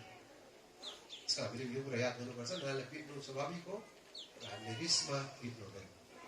पिट्दा नानीलाई चाहिँ कोठा छोडेर पिट्नु भन्छ है, बोकेर पिट्नु, बाटोमा कुट्दै नल्याउनु भन्छ नानीले। अझै बानी हुन्छ कान तान्दै गाउँमा भिखाहरू ल्याउँछ। त्यो नानी त्यो बाटोबाट स्कुल जानु मान्दैन कि, उसको पनि एउटा स्वाभिमान र उसको इज्जत छ। तपाईँले गाउँबाट उसलाई कुट्दै ल्याउनु भयो, साथीबाट कुट्दै ल्याउनु भयो, त्यो बाटोबाट स्कुल चर्च जानु मान्दैन। किन तपाईँले त्यही ठाउँ कुट्दै ल्याउनु, कहिले चर्चमा पनि कुटी पर्छ। चर्चमा नानीलाई कहिले नकुट्नुहोस्, चर्चमा कुट्नु भने नानी चर्च आउनु मान्दैन। कतिजनाले चर्चभित्रै नानीलाई कुट्छ, कतिजना चर्चभित्रै नानी उहाँ गर्नुहुन्छ के हो भनेको आमाले तलबाट चिबाट दिन्छ, साह्रो रिसिलो पनि चिबाट दिन्छ। कतिजना बाउहरूले नानीलाई चर्चबाट घिसार्दै लान्छ, लियो भने त्यसो गर्नु हुँदैन, त्यसो घरमा सिकाएर ल्याउनु पर्यो। हामीले अब छोरालाई चर्च लग्यौँ र हामी घरमा चर्चमा कसरी बस्नुपर्छ नानीलाई राम्ररी बुझाउनुपर्छ। घरबाटै चर्चमा जाँदाखेरि चाउचाउ माग्नु हुँदैन, घरमै खाने हो, चाउचाउ खाने टाइम यति छ, चर्च यति चाहिँ सक्छ, त्यसरी चाउचाउ खाने है भनेर राम्ररी बुझाउनुपर्छ। अब नबुझाइ ल्याउनु भने चर्चको बिचमा चाउ भन्छ, तल्लो छिमेकीले चाउचाउ खाइरहेको हुन्छ, अनि चाउचाउ माग्छ, अनि चाउचाउ कहाँबाट ल्याउनु चर्चको बेलामा अहिले होइन कि पछि यसो हेर्ने फेरि चाउचाउ भन्छ, अनि दिएर यसो केही नानीले फेरि उपाय निकालिहाल्छ, डङ्गरमै लडिहाल्छ, खुट्टा बजाएर पुरा रुनु थालिहाल्छ। अब खुट्टा बजाएर चाहिँ ल्याउनै पऱ्यो। तपाईँले त्यो दिन चाउचाउ ल्याइदिनुहोस् त, अर्कोपल्ट नानीले बुझ्छ चाउचाउ खाने तरिका चाहिँ यही हो, दिएन भने डङ्गे लडिहाल्छ। अर्कोदेखि नानीले बजारमा जाँदा पनि बन्दुक भन्छ, किन्दैन भने डङ्गे लडिहाल्छ, किन्दैनै पर्यो। त्यसो घरमै हामीले बुझाउनुपर्छ नानीलाई। हामीले त्यो कुरा चाहिँ सिकाउनु पर्ने कुरा छ। धैर्यतामा हाम्रो बुवालाई एकदम धेरै धैर्यता चाहिन्छ। कतिजनाको एकदम रिसको कारणले परिवार ध्वस्त भएका छन्, छिटो टेम्पर हाई टेम्पर भएको मान्छेले परिवार एकदम ध्वस्त हुनुहुन्छ। रिसकै कारण परिवार विभाजन भएको छ, रिसकै कारण कतिजना आटो आइरहेको छ परिवारमा, किनकि हामी पक्का रिसमै बोलिहाल्ने, रिसमै जवाफ दिइहाल्ने। यसको बोल्नु अगाडि हामी सोच्नु पनि पर्यो, रिसमा बोलिहाल्नु। तपाईँलाई रिस साह्रै उठेको छ भने रिसलाई नियन्त्रण गर्ने मान्छे चाहिँ सहरलाई जित्नुभन्दा पनि ठुलो भन्छ नि। तपाईँले एउटा सहरलाई जित्ने मान्छे भन्दा आफ्नो रिसलाई जित्नु चाहिँ सबभन्दा ठुलो। र यो कुरामा पनि हाम्रो बाइबलमा चाहिँ हामी धैर्य गर्नेछ। त्यस पछाडि पौलले 3 पददेखि चाहिँ आमाहरूको विषयमा कुरा गर्दैछ। अनि 3 पद हेर्नुमा चाहिँ आमाहरू अब जागृतिको सुरुवात चाहिँ आमाहरूबाट गर्नुपर्छ भन्छ। पहिलो कुरा बुवाहरूबाट हेर्नुहोस् त, बुवाहरू यो क्षेत्रमा बलियो हुन सक्यो भने उनीहरूले परिवारलाई अगुवाई गर्नेछन्। त्यस पछाडि पौलले भन्छ तितस तिमीले अब बुवालाई सिकाएपछि आमाहरूलाई पनि सिकाउनु। के सिकाउनु? पहिलो कुरा दयालु आमालाई चाहिँ के सिकाउनु त श्रद्धालु हुनलाई सिकाउनु। श्रद्धा भनेको चाहिँ आदरको योग्य जीवन जिउनलाई आमाहरू तपाईँले हामीलाई समाजमा के भन्छन्? तपाईँले हितोपति 31 अध्याय त पढ्नु भएकै छ। एउटा भक्तिको स्त्री कस्तो हुन्छ भनेर, होइन, आदरणीय स्त्री, त्यसको बारेमा लेखेकै छ। त्यो चाहिँ श्रद्धाले भरिएको स्त्री हो। तपाईँलाई समाजमा श्रद्धा आदरको योग्य जीवन बिताउनुहोस्। तपाईँको जीवाइबाट लुवाइ खुवाइबाट हाम्रो बोली वचनद्वारा त्यो श्रद्धालाई हामीले कायम राख्नु छ। त्यो आदरणीय जीवन बिताउन सक्छ। कति दिदीबहिनीहरू गाउँमा लडाइँ गरिरहेको छ, झगडा गरिने। हाम्रो गाउँमा हामी त्यो अहिले माफ गर्नुहोस् है, तपाईँ त्यो एउटा जाति हुन्थ्यो कि, त्यो जाति घुमिरहन्छ कि, कहिले पनि घरमा बनाएर बस्दैन, टेन्ट टाँगेर बस्छ। हाम्रो गाउँमा आउँथ्यो कि रातभरि लडाइँ गर्दै तिनीहरू। लडाइँ चाहिँ फेरि हातको लडाइँ चाहिँ हुँदैन कि, मुखको लडाइँ मात्रै। दिदीबहिनी ओल्लो घरबाट पल्लो घरको ढोकामा साट्दै खोज्दै गर्छ। दिदीबहिनी कम्ती लडाइँ गर्दैन। बिहान नानी चेपेर फेरि माग्दै हिँड्छ, मेरो बुढा मऱ्यो भन्छ। मरेकै हो, मेरो बुढा मरेर म एक्लै छु भन्छ। यी नानी एक्लै भयो, बुढै मरेको हुँदैन। एकछिनको त बुढासँग घुमेर घुमिरहेको छ। फेरि पर्तिर मेरो छोरा मऱ्यो भन्छ। अनि मेरो बोजूले साह्रो वास्ता गर्नुहुन्छ त्यसको। त्यो ट्रेनमा गएर एकै साथी दिइराख्नुहुन्थ्यो मेरो बोजूले। जहिले मेरो हाम्रो घरमा आउने, मेरो बुढा मऱ्यो भन्ने, कहिले मेरो छोरा मऱ्यो भन्ने, झुट बोलिरहने कि।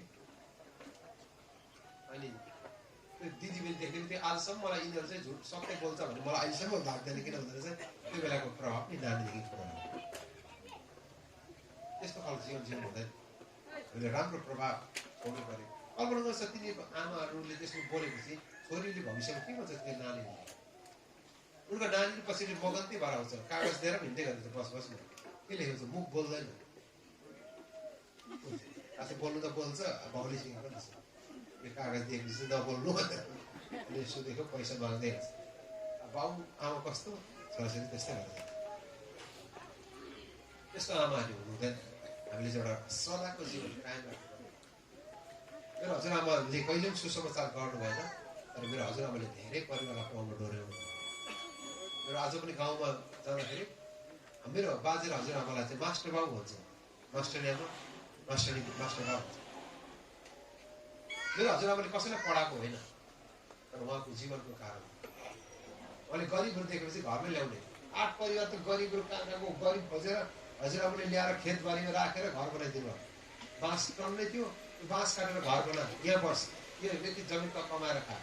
8 परिवार मान्छेलाई घरमा ल्याएर राखेको, घरको वरिपरि। हामी छक्क पर्थ्यौँ। त्यो घर त थिएन, स्कुल जाँदा त आउँछ त घरको पनि छ। बेलुका त आउँदा त घर छ। को घर भने त गरिब कहाँको लिएर आएर बोजूले घर बनाएर राखेर। बिहानै उठेर बोजू पहिला हामीलाई सोध्नु हुन्थ्यो, खाजा खाइखाने तिनीहरूलाई गएर सोध्नुहुन्थ्यो, तिम्रो छोराछोरीले भात खायो के खाँदैछ? छैन भने बोजूले आलुहरू गुन्द्रुकहरू लाग्दैन। अनि तीमध्ये धेरै जसो विश्वासी भयो। मेरो हजुरआमाले कहिले बाबी स्कुल पनि जानु भएन। उहाँलाई त्यस्तो कुनै तालिम पनि उहाँले लिनु भएन। र उहाँले गाउँमा चाहिँ यस्तो जीवन जिउनु भयो। आजको गाउँको मान्छेले उहाँलाई मास्टर आमा भन्छ। हाम्रो नामबाट चिन्दैन हामीलाई, तिमी मास्टर आमाको नाति हो भन्छ। बोजूको नामबाट हामीलाई चिन्छ, किनकि बोजूले गरेको कामको कारण। त्यो श्रद्धाको जीवन आमाहरू जिउनुहोस्, राम्रो प्रभाव छोड्न सक्छ। दोस्रो कुरा चाहिँ नेपालीमा चाहिँ धेरै रक्सीले मात्रै होइन भनेको छ। अङ्ग्रेजीमा चाहिँ नट इन्स्लेभ बाई वाइन। त्यो बेलाको आमाहरू चाहिँ पेटका आमा बुवा आमाहरू पनि रक्सी खाँदो रहेछ। आमा रक्सी खाएको कस्तो नराम्रो रहेछ। बाउ माथि त ठिकै देख्दो रहेछ कि, तर आमा माथिको साह्रै नराम्रो रहेछ। अनि देखेको छु नि आमाहरू माथिको नामले दुध खान जान्थ्यो, फुट लोके लडिहाल्छ। आमाहरू त यता फुट कस्तो नराम्रो देख्दो रहेछ कि आमा माथिको। त्यसको चाहिँ बदखुवाइ नगर्ने, अरूको निन्दा नगर्ने, दिदीबहिनीहरू अरूको बारेमा कुरा काट्ने, आफ्नो श्रीमानको बारेमा नराम्रो कुरा बोली हिँड्ने चाहिँ बदखुवाइ गर्नु। तपाईँले आफ्नो श्रीमानको बारेमा अरूसँग कहिले पनि नकारात्मक कुरा नगर्नुहोस्। भित्ताको खान्छ भन्ने नेपाली खान्छ है। तिम्रो बुढा चाहिँ के राम्रो हो, मेरो बुढा छ झुर बुढा कसै गरेन। अर्को बुढा चाहिँ राम्रो अरे, आफ्नो बुढा चाहिँ नराम्रो। बदखुवाइ गर्ने, अरूको बारेमा कुरा काटे, आफ्नै परिवारको बारेमा कुरा काटे। अनि अब त्यसो भन्दैछ आमालाई सिकाउनु, तिनीहरूले बदखुवाइ नगर्नु, निन्दा नगर्नु अरूको। त्यसको चौथो कुरा पावलले भन्छ तिनीहरूले आफ्ना जवान छोरीहरूलाई सिकाउनु। त्यसपछि पावलले 7वटा कुरा सिकाउनु भनिकन भने पहिलो कुरा चाहिँ पतिलाई माया गर्नु सिकाउनु। अब हरेक आमाले यो कुरा सिकाउनु पर्यो। जतिखेर छोरीहरू विवाह भएर गएका छन्, अब आमाहरूले बुझ्नुपर्ने कुरा चाहिँ छोरीहरूलाई बताउनु भने के सिकाउनु अरे, तिनीले आफ्ना पतिहरूलाई माया गर्नु। जति यहाँ दिदीबहिनी हुनुहुन्छ, तपाईँको छोरीहरू विवाह भएका छन्, जतिजना छोरीहरू जवान भएका छन्, तपाईँले अब छोरीलाई सिकाउनु पर्छ। बाइबलले कति राम्रो कुरा बताएको छ, तिनीले आफ्ना छोरीहरूलाई सिकाउन्। के सिकाउन्? तिनीले आफ्नो पतिलाई माया गरून्। यसका तपाईँको छोरीहरू बिहा भएर टाढो गएका छन्, जहिले भन्नुहोस् आमाहरू, छोरी तिमीले ज्वाइँलाई ख्याल गरेछ है, ख्याल गर्नु है ज्वाइँलाई। यसो भनेर ज्वाइँको कम्ती ज्वाइँलाई खुसी लाग्दैन। अब जति छोरीलाई त्यसो भन्नुहुन्छ, ज्वाइँको मनमा झन् छोरीप्रति माया लाग्छ। कस्तो असल सास हो। र तपाईँले आफ्नो ज्वाइँको बारेमा गलत कुरा बोल्नुहोस् त, ठुलो समस्यामा तपाईँ पर्नुहुन्छ। तेरो बुढो चाहिँ कस्तो खालको बुढो पर्यो हो, झुकेर पनि नभन्नुहोस् छोरीलाई। कस्तो बुढा पर्यो त, कस्तो पढ्नु पर्थ्यो त। त्यसकारण तपाईँले गलत श्रीमानसँग गलत केटासँग बिहा गरिस् भनेर कहिले पनि मुखबाट ननिकाल्नुहोस् आमा। त्यसले तपाईँको छोरीको भविष्य बर्बाद हुन्छ। अब त्यसो भन्नु भने चाहिँ के हुन्छ भन्नुहोस् त, ज्वाइँले तपाईँको छोरीलाई मन पराउनु छोड्दै जान्छ, उसलाई दिने माया भाँडिँदै जान्छ। सो तपाईँ जहिले भन्नुपर्छ श्रीमानलाई धेरै माया गर्नु, ख्याल गर्नु, वास्ता गर्नु। तपाईँको ज्वाइँले यो कुरा सुन्यो भने नि कम्ती खुसी हुन्छ। यहाँ त कतिजना आमाले भन्दैन नि, मेरो बुढा जस्तो बेकामी बुढा कोही परेन। तपाईँले उत्साह दिइराख्नुहोस् तपाईँको ज्वाइँको बारेमा। श्रीमान छोरीको श्रीमान त ज्वाइँ नै हो नि, उनको बारेमा उसलाई प्रशंसा गर्नुहोस्, हौसला दिइराख्नुहोस्। त्यसले तपाईँको छोरी श्रीमानको परिवार पनि राम्रो हुन्छ। ज्वाइँको बारेमा कहिले झुकेर नराम्रो नबोल्नुहोस्। र ज्वाइँ भेट्न आउँदाखेरि के राम्रो, सधैँ त फलफुल लिएर आउँथ्यो, ज्वाइँ त त्यसैको आउनु थाल्यो। अनि सासूको मुख खुसा भएर नि ज्वाइँलाई रिस उठ्यो।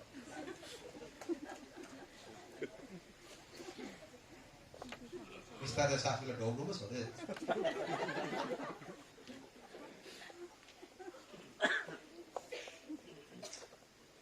सासू देख्यो भने ज्वाइँ तर्केर पनि जान्छ। सासू देखेर मन नगरेको सासू। हामीले बाइबलले हामीले सिकाउँछ आफ्नो छोरीलाई सिकाउनु, तिनीले आफ्नो पतिहरूलाई माया गर्नु।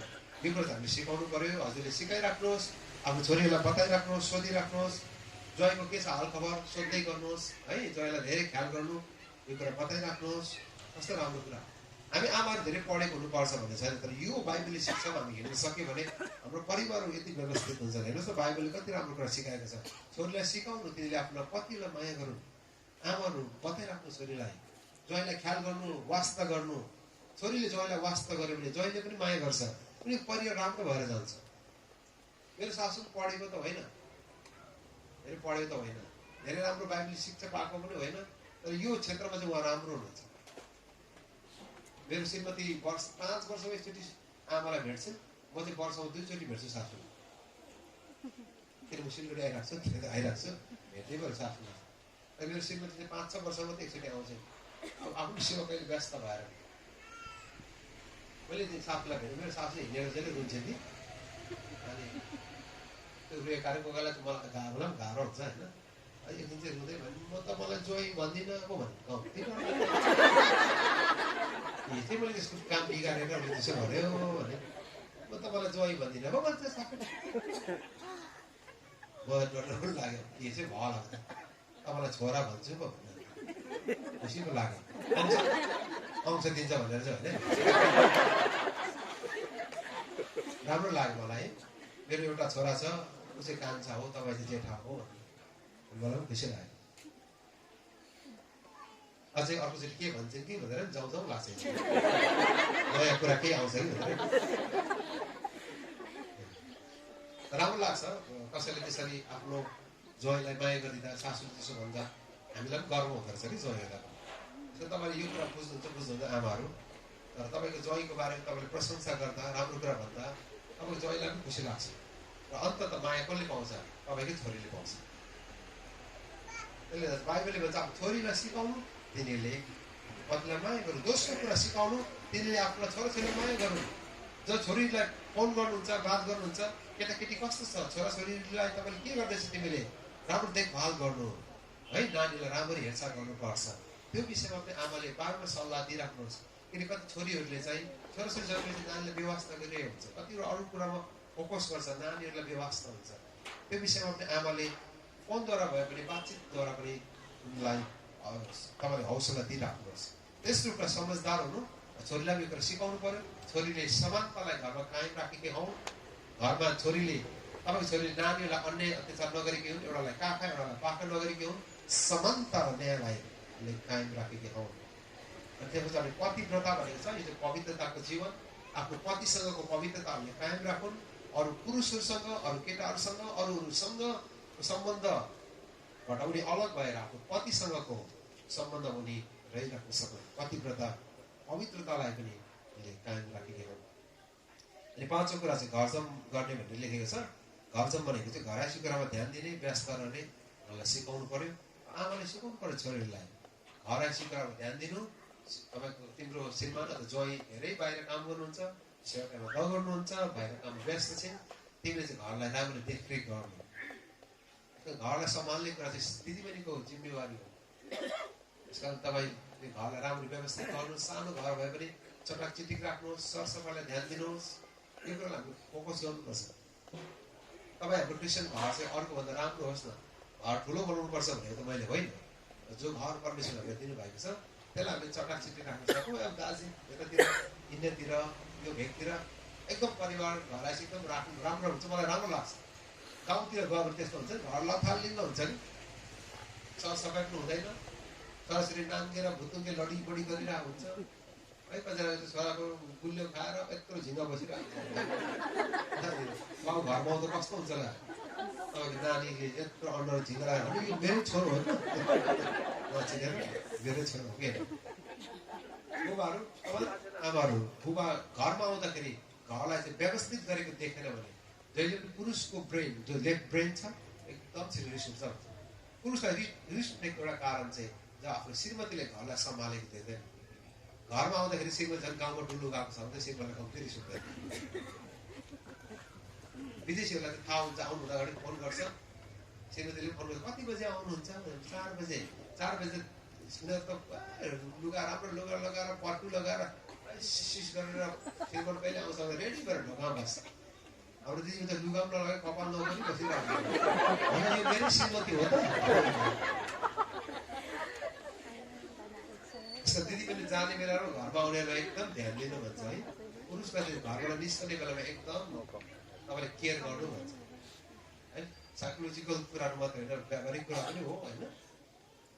जाने बेलामा तपाईँको दिन राम्रो होस् है, म तपाईँलाई प्रार्थना गर्छु, सबै काम असल होस् भनेर तपाईँले जानुभयो भने कस्तो राम्रो भन्नुभयो भने हिँड्ने बेला चाहिँ पोजिटिभ कुरा गर्नुहोस्। दिदीबहिनी सक्नुहुन्छ ढोकासम्म गइदिनुहोस्, राम्रो जानुहोस्, यसो हात हराइदिनुहोस्। त्यो हात हरायो श्रीमानलाई कहिले घर आउनु कहिले घर आउनु हुन्छ ए घुम्ने होइन नि, कुकुर जस्तो लुकुर लुकुर कुद्ने होइन नि, गाउँ गाउँ घुम्ने होइन नि, सिधा जाने सिधा आउने। म कतिजना चिन्छ नि आमाहरू कम्ती गाली गर्दैन श्रीमानलाई, यताउता जाने होइन नि, यहाँबाट सिधो जाने सिधा आउने, गाउँको डुल्ने होइन नि। श्रीमानलाई घर आउनै मन हुँदैन। तपाईँले भनेको शब्दले पुरुषको मनलाई एकदम गम्भीर असर पुऱ्याउँछ। त्यसको हिँड्ने बेला एकदम तपाईँले ख्याल गर्नुहोस् है दिदीबहिनीहरू। श्रीमान घरबाट निस्किने बेलामा चाहिँ त्यसो गर्नुहोस् है। तपाईँको God bless you, have a safe journey, आशिषमय यात्रा होस् है। म प्रार्थना गर्छु भनेर श्रीमानलाई त्यसले एकदम टच गर्छ। श्रीमतीले मलाई कति माया गर्छ, वास्ता गर्छ भन्ने कुरा। हाम्रो त हिँड्ने बेलामा छिटो छ छिटो यहाँ त सिन्की मिलेर आउनु बाटो सिन्की कहाँ पाउँछ चाहिँ भन्दैन कि सिन्की पुरा टेन्सन सिन्की त ल्याउनु मात्रै कहाँ पाउँछ नि कहाँ पाउँछ। अनि तल्लो साइलालाई भन्नुहोस् हौ मेरो सिन्की ल्याउनु भने कहाँ पाउँछ सिन्की, त्यही सिन्कीले पुरा तहल्कामा सोच्छ कहाँ पाउँछ त्यो भनिदिइराख्नु सिकेर। श्रीमानलाई एकदम टेन्सन हुन्छ कहाँबाट ल्याउने होला। हिँड्ने बेला जहिले भन्नु मेरो साथी चाहिँ एकदिन सक्छ रुँदै थियो कि के भन्छ श्रीमतीले चाहिँ हिँड्ने बेला कहीँ जाँदाखेरि चाहिँ सानो चिट लेख्दो रहेछ, चिठी लेख्दो रहेछ र उसको बाकसको त्यो सुटकेसको लुगा पट्याएको माथिबाट चिठी लेखिदिँदो रहेछ है। म तपाईँलाई एक हप्ता मिस गर्दैछु, तपाईँको यात्रा राम्रो होस्, तपाईँको सेवा राम्रो होस् भनेर उसले चिठी लेख्दो रहेछ उसको श्रीमतीले। चिठी हेर्दै अनि सक्सेस गर्दो रहेछ, त्यो चिठी पढ्दै सक्सेस गर्छ। यो राम्रो गर्छ, श्रीमती चिठी गर्छ, लामो पनि थिएन चिठी, एकदम छोटो चिठी, तर कस्तो टच गरेँ मलाई है। आई मिस यु भनेर, म तपाईँलाई मिस गर्छु एक हप्ता है, तर म तपाईँलाई प्रार्थना गर्छु, म तपाईँसँग आत्मामा प्रार्थना रहिरहन्छु तपाईँसँग है। I close with the spirit, I continue pray for you. सानो नोट लेखेको छु, लामो होइन, म प्रार्थना गरिरहन्छु, म शरीरमा टाढो भए पनि प्रार्थनामा तपाईँसँगै हुन्छु। आई मिस तपाईँलाई त्यति मात्रै लेखेको छ, I miss you for week, एक हप्ता तपाईँलाई भेट्दिनँ, तपाईँ प्रार्थना गरिरहन्छु। त्यो शब्द साह्रै देश हुँदो रहेछ कि त्यो चिठी पढ्दै हुँदो रहेछ। बुढो चाहिँ मान्छे 40 वर्षमा बिहा गरेको, त्यो बुढो मान्छे हुँदैन, बिहा गरेको 40 वर्ष पुगेको मान्छे। यस्तो तिनीहरूको प्रेममा साह्रो राम्रो लाग्यो, राम्रो लाग्यो है, राम्रो राम्रो हारिस चाहिँ नराम्रो होइन। यसो दिदी पनि यो कुरा हामीले ध्यान दिनु आवश्यक छ है। घर जाउँ त्यही त्यो विषयलाई हामी ध्यान दिनु आवश्यक छ। श्रीमानलाई कति कुरा सहायता गर्नुहोस्, कतिवटा तपाईँले गर्न सक्ने क्षेत्रमा घरलाई राम्रो सजाइ राख्नुहोस्, चिटिक चटाक चिटिक राख्नुहोस्। सानो घर भए पनि, भाडाकै घर भए पनि घरलाई राम्ररी तपाईँले व्यवस्थित गर्नुहोस्। नानीलाई स्कुलबाट राम्ररी ल्याउनुहोस्, देखरेख गरिदिनुहोस्। श्रीमानले त्यो कुरा देख्दा उसलाई एकदम गर्व लाग्छ। किनकि मूल ढोकामा तिम्रो पति चाहिँ आदरको योग्य हुन्छ, सम्मानको योग्य हुन्छ। त्यही हाम्रो गाउँमा हाम्रो घर सानो घर थियो, काठको घर थियो, 12 गरेको ठाउँ भन्ने हुर्केको, र त्यो गाउँमा हाम्रो घर चाहिँ सबभन्दा बेस्ट घर थियो। ठुलो घर होइन, तर सबभन्दा राम्रो घर। हामीले त्यो घर चाहिँ वर्ष 2 दिन रङ्गाउँथ्यौँ। घरमा फुलहरू रोपेर, एकदम मलाई दार्जिलिङ जस्तै म साह्रो मनपर्छ, फुल रोपेर हाम्रो बाटो पनि बाँसले चेपेर बाटो बनाउँथ्यौँ, फुल काटेर। गाउँको मान्छेहरू चाहिँ कतिजना फोटो खिच्न आउँथ्यो हाम्रो घरमा। त्यो रुख थियो, रुखमा अर्किडहरू हामी राखेको थियौँ। एकदम गाउँमा त्यस्तो घरै बनाउँदैन प्रायः। गाई गोरु कताबाट जाने, त्यो गाई गोरुको बाटो हामीले भिन्नै बाँसले बाटो बनाएको थियौँ, गाई जाने आउनेहरू। अनि हामीले जुत्ता राख्ने ऱ्याकहरू पनि बाँसको गाउँमा, सहरमा हामी किन्दैन थियौँ, बाँसको बनाउँथ्यौँ ताकि बाहिरबाट आउने मान्छेहरू चाहिँ एकदम राम्रो लागोस्।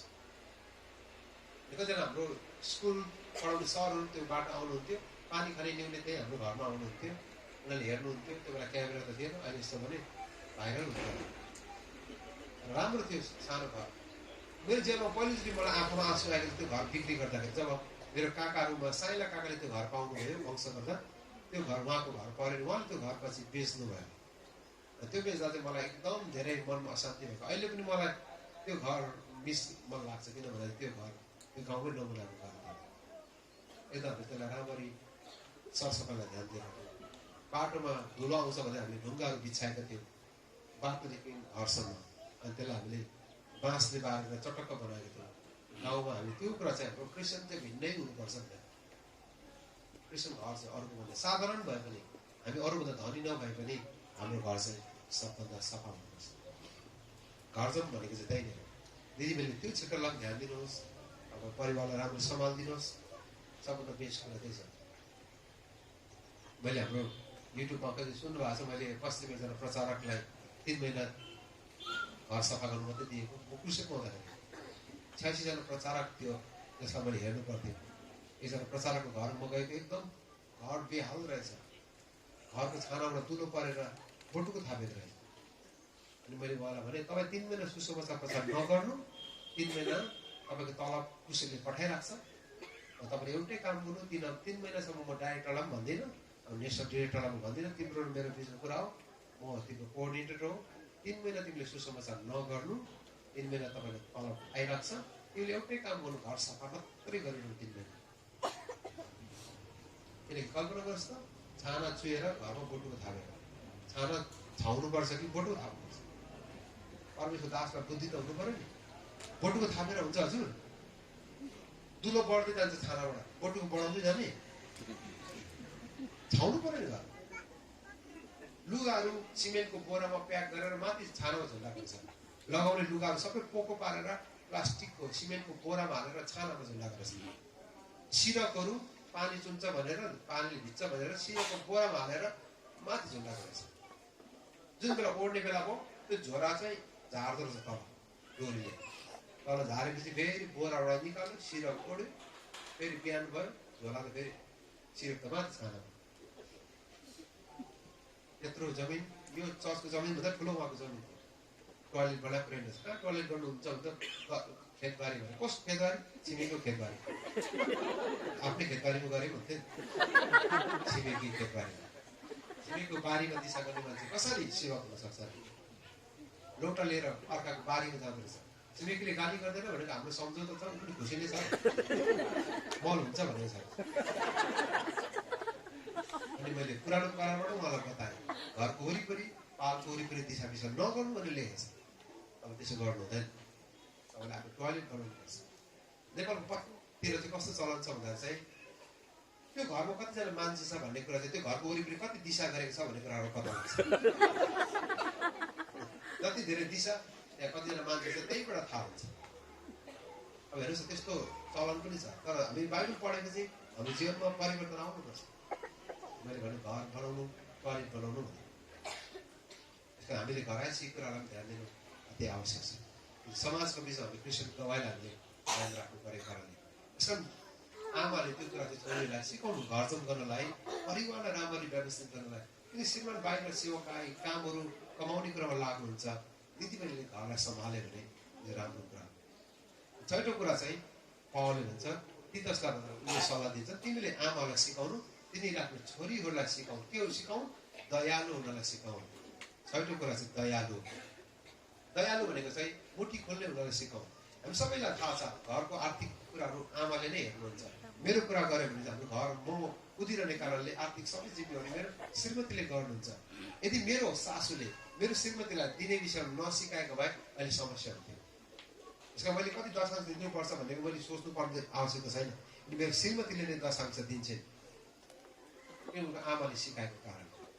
दयालु हुनलाई सिकाउने कुरा हो, गरिबलाई सहायता गर्ने कुरा हो। हामी दिने कुरामा मुठी खोल्ने कुरा हुन सकौँ, दिन र गरिबलाई दिने व्यक्ति हुन सकौँ। मण्डलीको खाँचोमा दिने त्यो ठुलो हृदयको व्यक्ति हुनलाई आमाले छोरीलाई सिकाउनु पर्छ। जब छोरीहरू विवाह भएर जान्छ तिनीहरूले ज्वाइँसँग गए पनि दिने कुराहरू कहिले पनि टुटाउँदैन। यो आमाले छोरीलाई नसिकाएको कारणले नै बिहा भएर जान्छ, लोभी भएर जान्छ।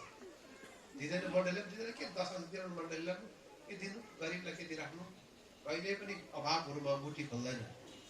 तपाईँ हितोपदेशको 31 अध्याय पढ्नु भएको विश्वमा उच्च चरित्र भएकी पत्नी त्यही हो जसले गरिबहरूको लागि मुठी खोल्छन् र आफ्ना दिनहरूको निम्ति हात बाँड्छन् भनिरहेको छ। हामीले लोभी हुनलाई होइन, तर दिने हुनलाई पनि आमाहरूले छोरीहरूलाई सिकाउनु भनेको न पावलले सल्लाह दिएका छन्। त्यसो भने चाहिँ मण्डलीको आर्थिक कुरामा पनि आशिष आउँछ, त्यसले गरिबहरूको आवश्यकता पनि पुरा हुन्छ। मण्डलीहरूको अभावमा परेकोलाई सहायता गर्ने कुराहरू चाहिँ हामीले सिकाउनु पर्छ। अस्ति मैले मेरो भान्जालाई भेटेँ अनि मलाई साह्रो मन पऱ्यो। भान्जा चाहिँ एक दिन ट्रेनिङ सेसनमा हुन्छ नि, एनजिपीबाट उत्रेर आउनुपर्ने। भान्जा त बसेर रुइरहेको छ। दिदीले त के गर्यो भने त त्यहाँ एउटा खुट्टा ढोकेको दुईजना मान्छे देखेछ उसले। अनि उसले गोजीमा पैसा छापेछ, पैसा नभेटेर रुन थालेछ। त्यो मान्छेलाई पैसा दिनको लागि यस्तो इच्छा भएको, दुवै खुट्टा छैन। अनि रुँदो रहेछ। के हो भने त ऊ यो अङ्कललाई पैसा दिनु पर्यो, पैसै छैन भनेर रुँदो रहेछ।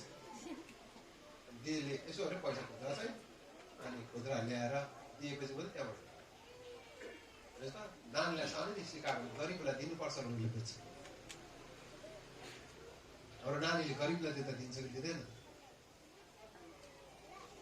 एक दिन दिदीले भन्दै हुन्थ्यो, भान्जा त बर्थडेको दिन त छैन, बर्थडेको सामान लिन्छु भनेर बर्थडेको केक किनेछ।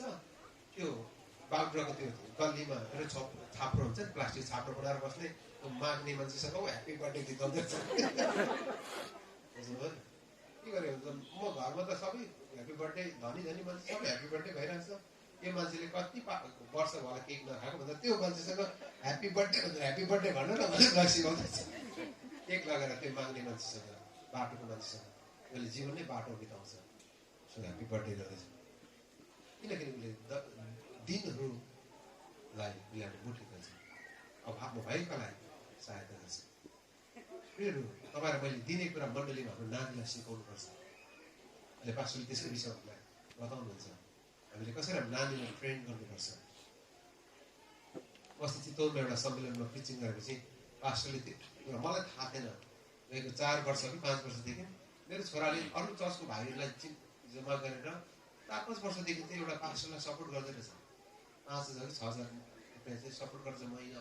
मलाई पनि थाहा थिएन, मेरो छोराले मलाई कहिले भनेन पनि, त्यो पास्टरले मलाई भन्यो।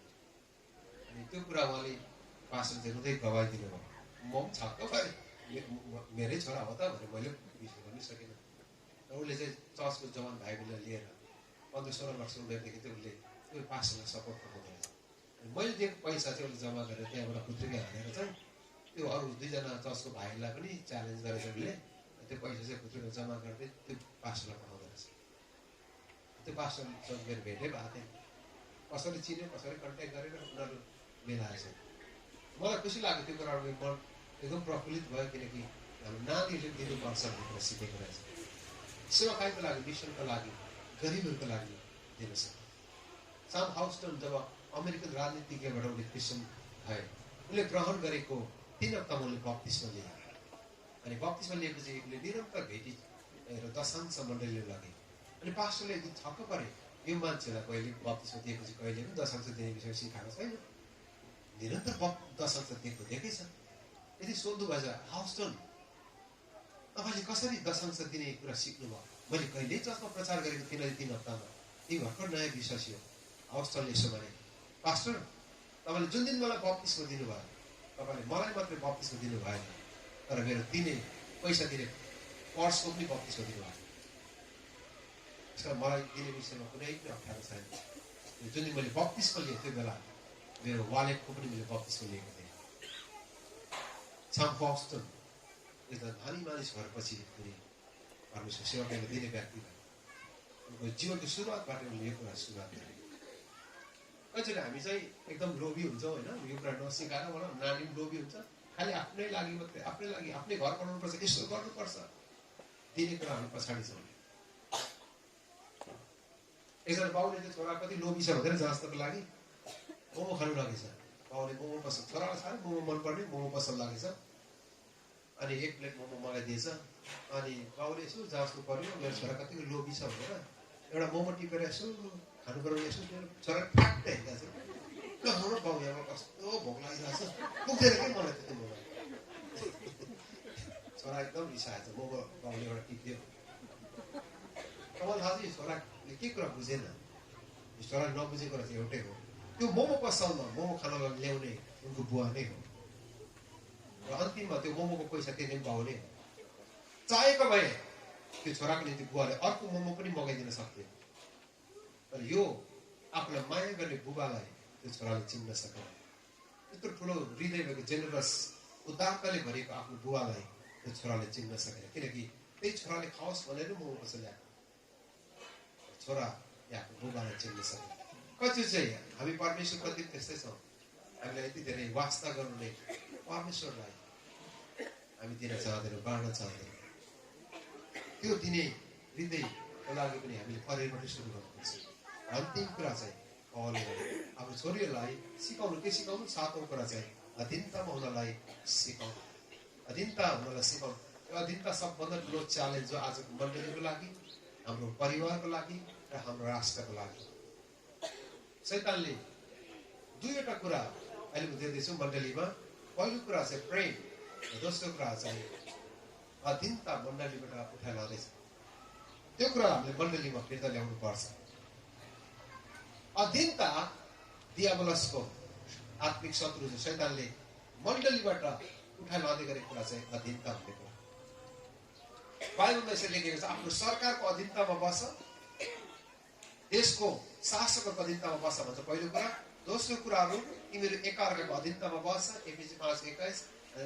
त्यसपछि बाइबल यसो भन्छ, पतिहरूको अधीनतामा बस पत्नीहरूलाई, अनि बाइबल यसो भन्छ तिम्रो मण्डलीको अगुवाको अधीनतामा बस। मण्डलीको अधीनतामा बस्ने विश्वासीको अभाव पनि हटिँदैछ। अहिले मण्डलीको अगुवालाई अनादर गर्ने थुप्रै मण्डलीभित्र विश्वासी हामी हुर्किरहेको देखिरहेका छौँ, पास्टरको विरोध गर्नेहरू। अनि कसरी मण्डली स्वस्थ बन्छ? जब परिवारमा अधीनता हुँदैन कसरी परिवार समृद्ध हुन सक्छ? यो अधीनता मण्डलीमा भन्ने प्रकारले ल्याउनु पर्छ। अधीनताको अभावमा मण्डलीमा ठुलो समस्या हामी देखिरहेका छौँ। आफूलाई तिमीलाई वचन सुनाउनेको अनुसरण गर भन्ने हिब्रू 13 को 7 पद उनीको अधीनतामा जिउनु पर्ने कुराहरू छ। जहाँ अधीनता छ त्यो चाहिँ दासत्व होइन। अधीनता जहिले पनि विजय र सफलता, स्वतन्त्रता। म जहिले यो उदाहरण दिने गर्छु। मैले 16 वर्ष क्याम्पसमा काम गरेँ। म एउटा सेवकको रूपमा कसैको अधीनतामा काम गरेँ। मलाई त्यो 16 वर्ष जीवनको सबैभन्दा उत्कृष्ट समय लाग्छ, किनकि 16 वर्ष मैले कसैको अधीनतामा काम गरेँ र मेरो समयभरि मैले काम गरेँ र स्वतन्त्र रूपमा मैले अनुभव गरेँ। त्यस पछाडि मैले सर्ट लाइफ सुरु गरेँ। यो संस्थाको डाइरेक्टरको मैले 10 वर्ष काम गरेँ 2016 सम्म। त्यो दिन चाहिँ मेरो लागि सबभन्दा बोझको समय थियो, किनकि सबै स्टाफहरू आफ्नो टाइममा 9 to 5 काम गरेर जान्थे। तर एज डिरेक्टर त्यो पैसा कहाँबाट ल्याउने, कसो गर्ने, सबै कुरोको बोझ ममाथि थियो। कति स्टाफहरूलाई के बोझ केही पनि छैन, टाइममा काम गर्दा गइहाल्छ। तर डाइरेक्टर भएको कारण उसको ठुलो जिम्मेवारी छ, त्यसलाई कसरी सम्हाल्ने। अरूको अधीनतामा बस्नु कति स्वतन्त्रता छ। धेरैले अधीनता चाहिँ बन्धन हो भन्छ, होइन प्रिय। अधीनता चाहिँ स्वतन्त्रता हो। एउटा संस्था समृद्ध हुनको लागि त्यहाँ डिरेक्टर हुन्छ। एउटा ब्याङ्क चाहिँ सफल हुनको लागि त्यहाँ सिइओ अथवा म्यानेजर त्यहाँ राखेको हुन्छ। एउटा खेलाडी, एउटा टिम सफल हुनको लागि कोच त्यहाँ राखेको हुन्छ, क्याप्टेन त्यहाँ राखेको हुन्छ। सबै कुरा सफलताको लागि एउटा लिडरसिप त्यहाँ दिएको हुन्छ। र परिवारको सफलताको लागि परमेश्वरले श्रीमानहरूलाई त्यहाँ राखेको भएको छ। अनि अधीनता चाहिँ एकदम इम्पोर्टेन्ट कुरा हो। अधीनताले परिवारलाई निर्माण गर्छ। यो अधीनताको अभावमा आज धेरै परिवार ध्वस्त भएको छ। अनि पश्चिमा राष्ट्रबाट यो शिक्षा आउँदैछ। महिला स्वतन्त्रताको कुराहरू, वुमेन लिबरेसनको कुरा सुन्नु भएको छ। महिला अधिकार, महिला स्वतन्त्रताको आवाजहरू आउँदैछ। कसैलाई अन्याय भएको छ भने म त्यो विषयमा अन्यायलाई सहनु हुँदैन भन्ने मान्छे हो। तर महिला स्वतन्त्रता भन्ने कुरा चाहिँ परमेश्वरबाट आएको हो। तपाईँलाई थाहा छ कि छैन मण्डली दिदीबहिनीहरू, तपाईँ मुस्लिमको मस्जिद जानु भएको छ। म मुस्लिम धेरै देशहरू चाहिँ मस्जिदमा स्त्रीलाई जाने अधिकार छैन। तपाईँलाई थाहा छैन, अधिकार छैन। स्त्रीहरू मस्जिदमा जानु पाउँदैन। तपाईँ पनि सुन्नु भएको छ मुस्लिम दिदीबहिनी विरोध गरेको कुरा। तर परमेश्वरले जुन दिन यीशु क्रुसमा मृत्यु भयो, सदाको लागि छेक्ने बार भनेको स्त्री र पुरुष दुवै मण्डली आउने अधिकार छ। परमेश्वरले त्यो स्वतन्त्रता हामीलाई दिनुभयो। र अधीनता चाहिँ के को लागि हुन्छ? एउटा परिवार वृद्धि भएर जानको लागि, परिवारमा आशिषको लागि परमेश्वरले अधीनता दिनुभयो। त्यो अधीनतालाई कायम राख्छ। बाइबलले दिदी पत्नी हो, आफ्नो पतिको अधीनतामा बस्छ। त्यो चाहिँ आदरसँग जोडिएको कुरा। त्यो कुरा चाहिँ आफ्नो छोरीलाई सिकाउनु पर्छ। हामीले अधीनतामा जिउनलाई, पतिको अधीनतामा हुनलाई सिकाउनु पर्यो। पहिलो पत्रुसबाट म अलिक तपाईँलाई बुझाएर मद्दत गरेँ। 3 अध्यायमा यसरी लेखेको छ। पहिलो पत्रुस 3 अध्यायमा, पत्नी हो तिमीहरू आफ्नो पतिको अधीनतामा रहो, जसरी तिनीहरूले वचन पालन नगरे तापनि आफ्नो पत्नीहरूको आचरणले गर्दा शब्द बिना पनि तिनीहरूको मनको परिवर्तन हुनेछ। तिमीहरूको जीवनको शुद्धता र श्रद्धा देख्दा तिनीहरूको परिवर्तन हुनेछ। यसको सिंगार र सुन्दर गहनापात दामी वस्त्रले तिम्रो बाहिरी सिंगारबाट नहोस्, तर तिमीहरूको भित्री हृदयलाई भलो र शान्त आत्माको अविनाशी रत्नले सजाओ, जो परमेश्वरको दृष्टिमा साह्रै मूल्यवान छ। पत्रुसले 3टा कुरा भन्दैछ। पहिलो कुरा अधीनता परमेश्वरको आज्ञा हो। इट्स नट अ अप्सन, यो छान्ने कुरा होइन। अधीनता अङ्ग्रेजीमा चाहिँ इम्पेरेटिभ कमान्ड हो, नगरी नहुने कुरा। दिदीबहिनीले अघि अधीनता भन्ने चाहिँ आदरसँगै जोडिएको कुरा। श्रीमानलाई आदर गर्नु भन्ने कुरा चाहिँ श्रीमानले मलाई माया गर भने गर्छु, नभए गर्दिनँ भने कन्डिसन सर्तसहित आएको छैन। जस्तो भए पनि आफ्नो श्रीमानलाई आदर गर्नु अथवा अधीनतामा रहनु। पत्रुस यसो भन्दैछ। अधीनता चाहिँ दोस्रो कुरा भन्दैछ पत्रुस, यो चाहिँ श्रीमानको मन जित्ने तरिका हो। तिम्रो श्रीमान विश्वासी भएन भने पनि, तिम्रो श्रीमानले विश्वास नगरेको भए पनि, तिम्रो अधीनताको जीवनले गर्दा तिम्रो श्रीमानको मन परिवर्तन हुनेछ भन्दैछ। हेर्नुहोस् है, तिम्रो श्रीमानले प्रभुलाई नचिने पनि तिम्रो श्रद्धाको जीवन, उनीप्रतिको तिम्रो अधीनताको आचरणले गर्दाखेरि तिम्रो श्रीमानको मन परिवर्तन हुनेछ। हेर्नुहोस् त, तपाईँमध्ये कसैको श्रीमान विश्वासी हुनु न भने दिदीबहिनीहरू, बाइबलले यसो भन्छ, श्रीमानलाई स्टिल आदर गरिराख। विश्वास नगरेको कारण हेला नगर। अनादर नगर आदर गरिराख्नु क्रिस्चियन भएको कारणले झन् धेरै हामीले आदर गर्नुपर्छ ताकि त्यो कारणले गर्दाखेरि तिम्रो श्रीमानको मन परिवर्तन हुनेछ तिमीले शब्द नबोले तापनि बिना शब्द उनको हृदयलाई तिमीले जित्नेछौ श्रीमानको हृदय जित्ने एउटा तरिका बाइबलले भन्छ चाहिँ अधीनता तेस्रो कुरा पत्रुसले के भने भन्दा चाहिँ अधीनता चाहिँ गहना हो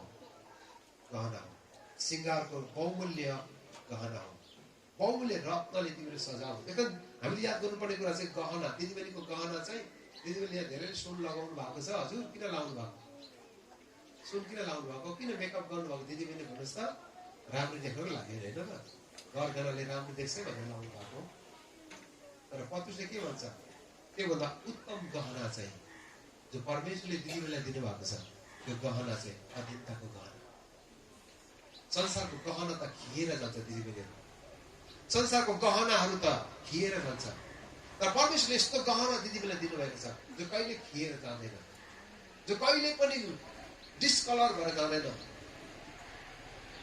त्यो गहना चाहिँ अधीनताको गहना त्यही बहुमूल्य रत्नले तिमीहरू सजियो भन्छ बाइबलले कहिले पनि दिदीबहिनी सिङ्गार पटार गर्नु हुँदैन भन्ने कुरा चाहिँ गरेको छैन किनकि ग्लामरसको दुनियाँमा सबै दिदीबहिनीले गहना लगाउनुहुन्छ तपाईँहरूले मेकअप गर्नुहुन्छ दिदीबहिनीले मेकअप खोल्दै लाउँदै गर्नुहुन्छ होइन अहिले तपाईँले दिदीबहिनीले मेकअप गरेर आउनु भएको छ बेलुका गएर मुख धुनुहुन्छ कि त्यो मेकअप हटाउनुहुन्छ रातिको मेकअप भिन्नै हुन्छ अहिले दाजुभाइ तर्सिन्छ पनि रातिको मेकअप दिदीबहिनीको नाइट मेकअप हुन्छ मलाई थाहा छ नि दिदीबहिनीले राति मेकअप गर्छ कि सेतो के लाउँछ अनि तर्सिन्छ पनि अँध्यारो अनि बिहान फेरि मुख धोएर त्यो मेकअप हटाउँछ अनि डे मेकअप भिन्नै हुन्छ है त घाम लाग्दाको भिन्नै मेकअप गर्छ दिदीबहिनीले अँध्यारो भयो भने भिन्नै खालको मेकअप गर्छ दिदीबहिनीले संसारमा मेकअप ग्लामरसको दुनियाँमा मेकअप गर्नु असल कुरा छ तर पत्रुसले के भन्छ भने संसारको मेकअप त लाउँदै खोल्दै गर्नुपर्छ संसारको गहनाहरू त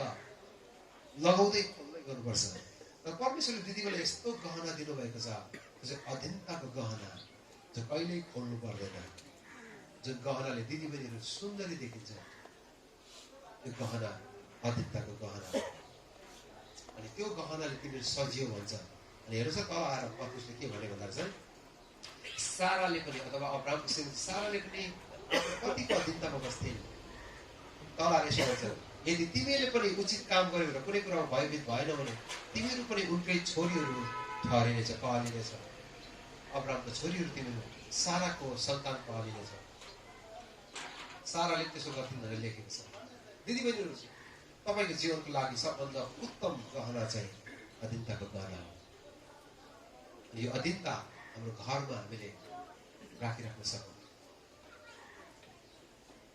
मलाई अचम्म लाग्छ जब रुथले यसो भने उनको सासूले भने तिमी आफ्नै घर फर्केर जाऊ तिमीले माइतमा फर्केर जाऊ रुथले यसो भने तपाईँ जहाँ जानुहुन्छ म त्यही जान्छु तपाईँको परमेश्वर मेरो परमेश्वर हो तपाईँ जहाँ मर्नुहुन्छ म त्यही मर्छु अद्भुत कुरा उसले छोडेर गए दिदीबहिनी त्यही तपाईँ त्यसो भन्नु सक्नुहुन्छ तपाईँ श्रीमानलाई परमेश्वर अर्को सहरमा लानुभयो भने दिदीबहिनी त्यो के तपाईँ भन्नु तयार हुनुहुन्छ तपाईँ जहाँ जानुहुन्छ म त्यही जान्छु तपाईँको परमेश्वर मेरो परमेश्वर तपाईँ जहाँ मर्नुहुन्छ म त्यही मर्छु दिदीबहिनी श्रीमानलाई परमेश्वरले भोलि कोक्रे झारतिर पठाउनु भयो तपाईँ जानु रेडी हुनुहुन्छ मैले कोक्रे झार पनि देखेर होइन जङ्गलै छ हो मैलेसम्म 4वटा सहर गइसकेँ होइन प्रभुले त्यसरी नै सेवकको लानुभयो अनि मैले श्रीमतीलाई त्यही कुरा भने के तिमी यो वचन तपाईँ जहाँ जानुहुन्छ म त्यही जान्छु तपाईँको परमेश्वर मेरो परमेश्वर तपाईँ जहाँ मर्नुहुन्छ म त्यही मर्छु अधीनता र आदरले त्यही कुरा ल्याउँछ अब्राहम पनि थुप्रै पालमा सरेर गए पति जहाँ गए सारा पनि उनीसँगै गए त्यो अधीनता पनि परमेश्वरले त्यो सिंगार त्यो बहुमूल्य रत्न हाम्रो स्त्रीहरूलाई दिदीबहिनीलाई दिनुभएको छ त्यो चाहिँ आफ्नो छोरीहरूलाई पनि सिकाउनुहुन्छ छोरीले अधीनतामा बस्यो भने 5 पन्थीमा के लेखेको छ ताकि भन्ने तपाईँको बाइबल ताकि इन्डियन बाइबल के लेखेको छ मलाई थाहा छैन के लेख्छ 5 पन्थीमा ताकि भन्ने छ हजुर के लेख्छ हजुर किनकि भन्ने छ अङ्ग्रेजीमा सो द्याट भनेको त्यसको रिजल्ट हो परिणाम हो परिणाम चाहिँ के हो भन्दा चाहिँ परमेश्वरको वचनको निन्दा हुने छैन यदि हामीले आफ्नो छोरीहरूलाई यो कुरा सिकायौँ भने र आमाले त्यसरी सिकायो भने परमेश्वर वचनको निन्दा हुने छैन तपाईँको छोरीहरू विवाह भएर गए भने पनि तिनीहरूले जब परिवारलाई सम्हाल्नेछन् त्यसबाट प्रभुको महिमा हुनेछ, त्यसबाट परमेश्वरको वचनको निन्दा हुने छैन। आज हामीले हाम्रो छोराछोरीलाई नसिकाएको कारणले गर्दाखेरि चाहिँ अब के हुन्छ, छोरीलाई सिकाएन भने छोरीले बिहा गरेर जान्छ, एक दुई दिन बस्छ, त्यस पछाडि बुढालाई छोड्छ, अब राम्ररी परिवार सम्हाल्दैन, लथालिँदो जीवन बिताउँछन् अनि परमेश्वरको वचनको निन्दा हुन्छ। यो छोरीलाई हामी हस्तान्तरण गरेर जाने कुरा अनि यो चाहिँ बहुमूल्य गहना चाहिँ परमेश्वर दिनुभएको छ। यसमा पावलले के भनेछ, पहिलो कुरा जागृति यो सहरमा परिवर्तन हुनेछ, यो सहरमा जागृति आउँछ र त्यो जागृति चाहिँ बुवाहरूबाट, अनि त्यसपछि भन्छ त्यो जागृति आमाहरूबाट। यसको बुवाहरू हामी रेडी हुनु पर्यो जागृतिको लागि, आमाहरू जागृतिको लागि हामी रेडी हुनु पर्यो। जागृति पास्टरले बोलेर कराएर सम्मेलनमा मात्रै आउँछ भन्ने कुरा होइन, त्यो जागृति बुवाहरूको निर्णयबाट हुँदैन, त्यो जागृति हाम्रो घरबाट सुरु हुनुपर्छ। त्यस पछाडि तपाईँ 7-6 पढ्दै जानु, त्यस पछाडि जागृति जवानहरूमा आउनेछ। त्यही हेर्नुहोस् न तल इतिहासले के भन्छ, त्यो जवानहरूको बारेमा लेख्दछ। फेरि त्यो जागृति आमा बुवालाई जब देख्दछ, त्यो जागृति जवानहरूमा, एउटा नानीहरूमाथि जागृति आउँछ। परमेश्वरलाई धन्यवाद होस्, त्यो जागृति जुन मण्डलीको लागि परमेश्वरले तपाईँ मलाई जुन मण्डलीमा राख्नु भएको छ, त्यो मण्डलीमा जागृति आउनुभन्दा अगाडि हामीले परिवारबाट जागृति ल्याउन सकौँ। तीतसलाई त्यही सन्देश सिकाउनलाई पावलले भने, त्यही कुरा मैले तपाईँसँग राखेँ। हरेक बुबाहरू त्यो जागृति तपाईँ र मबाट सुरु हुन सकोस्, परिवर्तन तपाईँ र मबाट सुरु हुन सकोस्। अल्बर्ट आइन्स्टाइनले भने जस्तो संसारलाई बदल्नेहरू, संसार सबैले अरूलाई बदल्न चाहन्छ, सबैजना संसार बदल्ने अभियानमा लागेका छन्, र कसैले आफूलाई बदल्दैन, किनकि आफूलाई बदल्नु गाह्रो हो, अरूलाई बदल्नु सजिलो, सबैले अरूलाई नै बदल्न चाहन्छ। हामीले आज प्रभुलाई भनौँ, प्रभु त्यो परिवर्तन मबाट सुरु गर्नुहोस्। ह्यारी मोर्सनले भन्दछ, यदि परिवारमा समस्या छ भने यसको 98% जिम्मेवारी बुवाहरूले लिनुपर्छ। यदि तपाईँहरू मेरो परिवारमा नानीहरू समस्याबाट गुजिरहेका छन् भने बुवाहरू जिम्मा तपाईँहरूले लिनुपर्छ। बुबाहरू हामी आफ्नो जिम्मेवारीबाट भाग्न सक्दैनौँ। मेरो नानीहरू बिग्रेर गयो भने एज अ बुवा मैले त्यसको जिम्मा लिनुपर्छ। त्यो जिम्मेवारी बुवालाई परमेश्वर दिनुभएको छ। यस कारण हामी यो सेसनलाई अन्त गर्नेछौँ। आउँछन् केही छोटो प्रार्थना गर्नेछौँ, हामी आफूलाई हृदयलाई तयार गर्नेछौँ र प्रभुलाई भन्नेछौँ, प्रभु वचन सुने, तपाईँको जागृति मबाट सुरु गर्नुहोस्।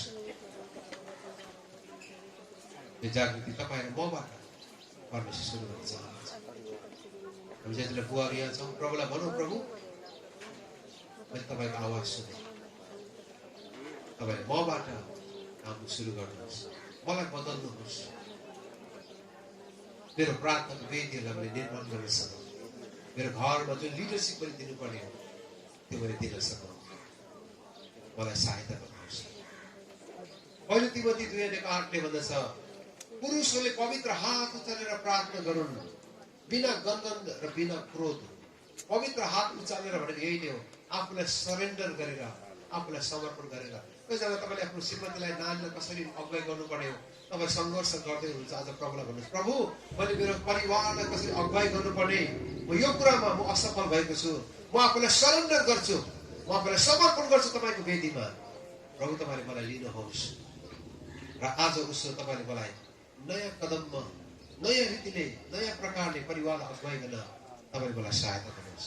कतिजनाको हाम्रो पारिवारिक वेदीहरू यदि भत्किएको छ भने प्रभुलाई भनौँ, प्रभु तपाईँको नजरमा अगाडि आइकन म प्रार्थना गर्छु, तपाईँको सिंहासनको अगाडि म प्रार्थना गर्छु। प्रभु तपाईँको अगाडि म यो प्रतिज्ञा गरेर यहाँ फर्कन्छु कि मेरो प्रार्थनाको वेदीहरूलाई म निर्माण गर्न सकौँ। त्यो परिवर्तन मबाट सुरु गर्नुहोस्। यो परमेश्वर वचनले यसो भन्छ, परिवर्तन र जागृति आमाहरूबाट आउनेछ। जतिजना आमाहरू यहाँ छौँ, बुबा र आमा, तपाईँ र मबाट त्यो परिवर्तन सुरु हुन आवश्यक छ। त्यो परिवर्तनद्वारा हाम्रो परिवारमा आशिष आउनेछ। किनकि पहिलो परिवर्तन हाम्रो विवाहद्वारा देखिने कुरा, अनि हाम्रो मण्डलीमा जागृति आउनेछ। मण्डलीमा किन जागृति आएन भनेर हामी प्रश्न नगरौँ, त्यो जागृति मभित्र छ कि छैन त? त्यो जागृतिको आगो तपाईँ र मबाट सल्किनु परेको छ। त्यो जागृतिको काम मेरो जीवनबाट सुरु हुनु परेको छ। प्रभुलाई भनौँ, प्रभु त्यो जागृति अब मबाट सुरु गर्नुहोस्। आजसम्म तपाईँले मण्डलीबाट आशा गर्दै हुनुहुन्छ होला, पास्टरबाट आशा गर्दै हुनुहुन्छ, फलानु व्यक्तिबाट आशा गर्दै हुनुहुन्छ होला, र परमेश्वर भन्नुहुन्छ जागृति आउने नै छ, परिवर्तन आउने नै छ, सहर परिवर्तन हुने नै छ, र त्यो परिवर्तन बुवाहरूबाट सुरु हुनु परेको छ। अनि जति हामी बुवाहरू छौँ, या आमाहरू, श्रीमान श्रीमतीहरू, हामी परमेश्वर वेदीमा आइकन प्रभुलाई यही सङ्कल्प गरेर यहाँबाट फर्कन सकौँ। आज उसो हामीले हाम्रो घरबाट त्यसलाई सुरु गर्न सकौँ। जसरी यो सेसन हामी अन्त गर्छ, तपाईँले मनमा यो निर्णय बोकेर जानुहोस्, किनकि परिवर्तन तपाईँले गरेर निर्णयबाट सुरु हुने कुरा। यस दृढ सङ्कल्प बोकेर हामी यो ठाउँबाट फर्कन सकौँ।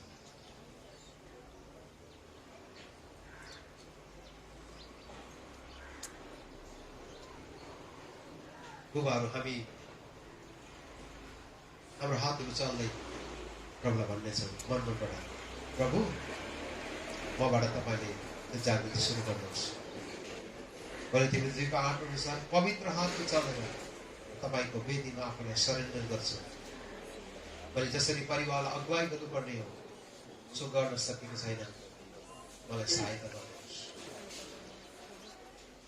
पवित्र आत्मा, प्रार्थनाको वेदीलाई मेरो घरमा जलिरहनलाई, वेदीमा धूप बलिरहनलाई म आज उसो निरन्तर लागिरहनेछु। पारिवारिक भक्तिका वेदीहरूलाई म बनाउनेछु। प्रभुलाई भनौँ, प्रभु जागृति मबाट सुरु गर्नुहोस्।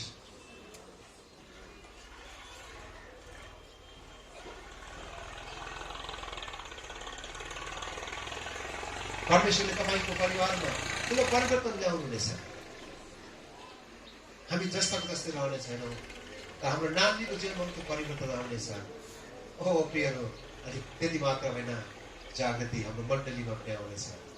ओ ठुलो परिवर्तन हाम्रो मण्डलीमा आउनेछ। अनि सबै कुराबाट प्रभुलाई महिमा हुनेछ। परमेश्वर वचनको निन्दा हुने छैन। जब हाम्रो छोरीहरूले विवाह गरेर जानेछन्, हाम्रा छोरीहरूको कारणले प्रभुको महिमा त्यहाँ पनि पुग्नेछ। अनि परमेश्वर वचनको निन्दा हुने छैन। हाम्रो आमाहरूलाई परमेश्वरले आशिष दिउन्, हाम्रो बुबाहरूलाई परमेश्वरले आशिष दिउन्। परमेश्वर वचनबाट हामी सबैजना आमा र बुवा, जो यहाँ आमा र बुबा भएका छौँ, हामी दुवै हात चाल्नेछौँ। म छोटो वचन तपाईँको लागि पढ्नेछु। हामी सबैलाई गल्तीको छ, हामी सबैलाई थाहा छ। तपाईँको हामी सबै बुबाहरू, आमाहरू जो आमा र बुवा बनेका छौँ, हामी हात चाल्नेछौँ। पुजारीको आशिषहरू म तपाईँको लागि पढ्नेछु। परम प्रभुले तपाईँको विवाह र तपाईँको परिवार र नानीहरूमा आशिष दियो। परम प्रभुले तपाईँको परिवारलाई सधैँ सुरक्षा दियो। परम प्रभुले आफ्नो मुहार तपाईँहरूमाथि प्रकाशमान गरून्। परम प्रभुले तपाईँको परिवारलाई अनुग्रह गरिरहनु। परम प्रभुले आफ्नो चेहरा तपाईँहरूमाथि प्रकाशमान गरून् र उहाँको शान्तिले सदा तपाईँलाई भरिरहनु। हामी सबैले भन्नेछौँ, आमेन। प्रभुलाई महिमा होस्।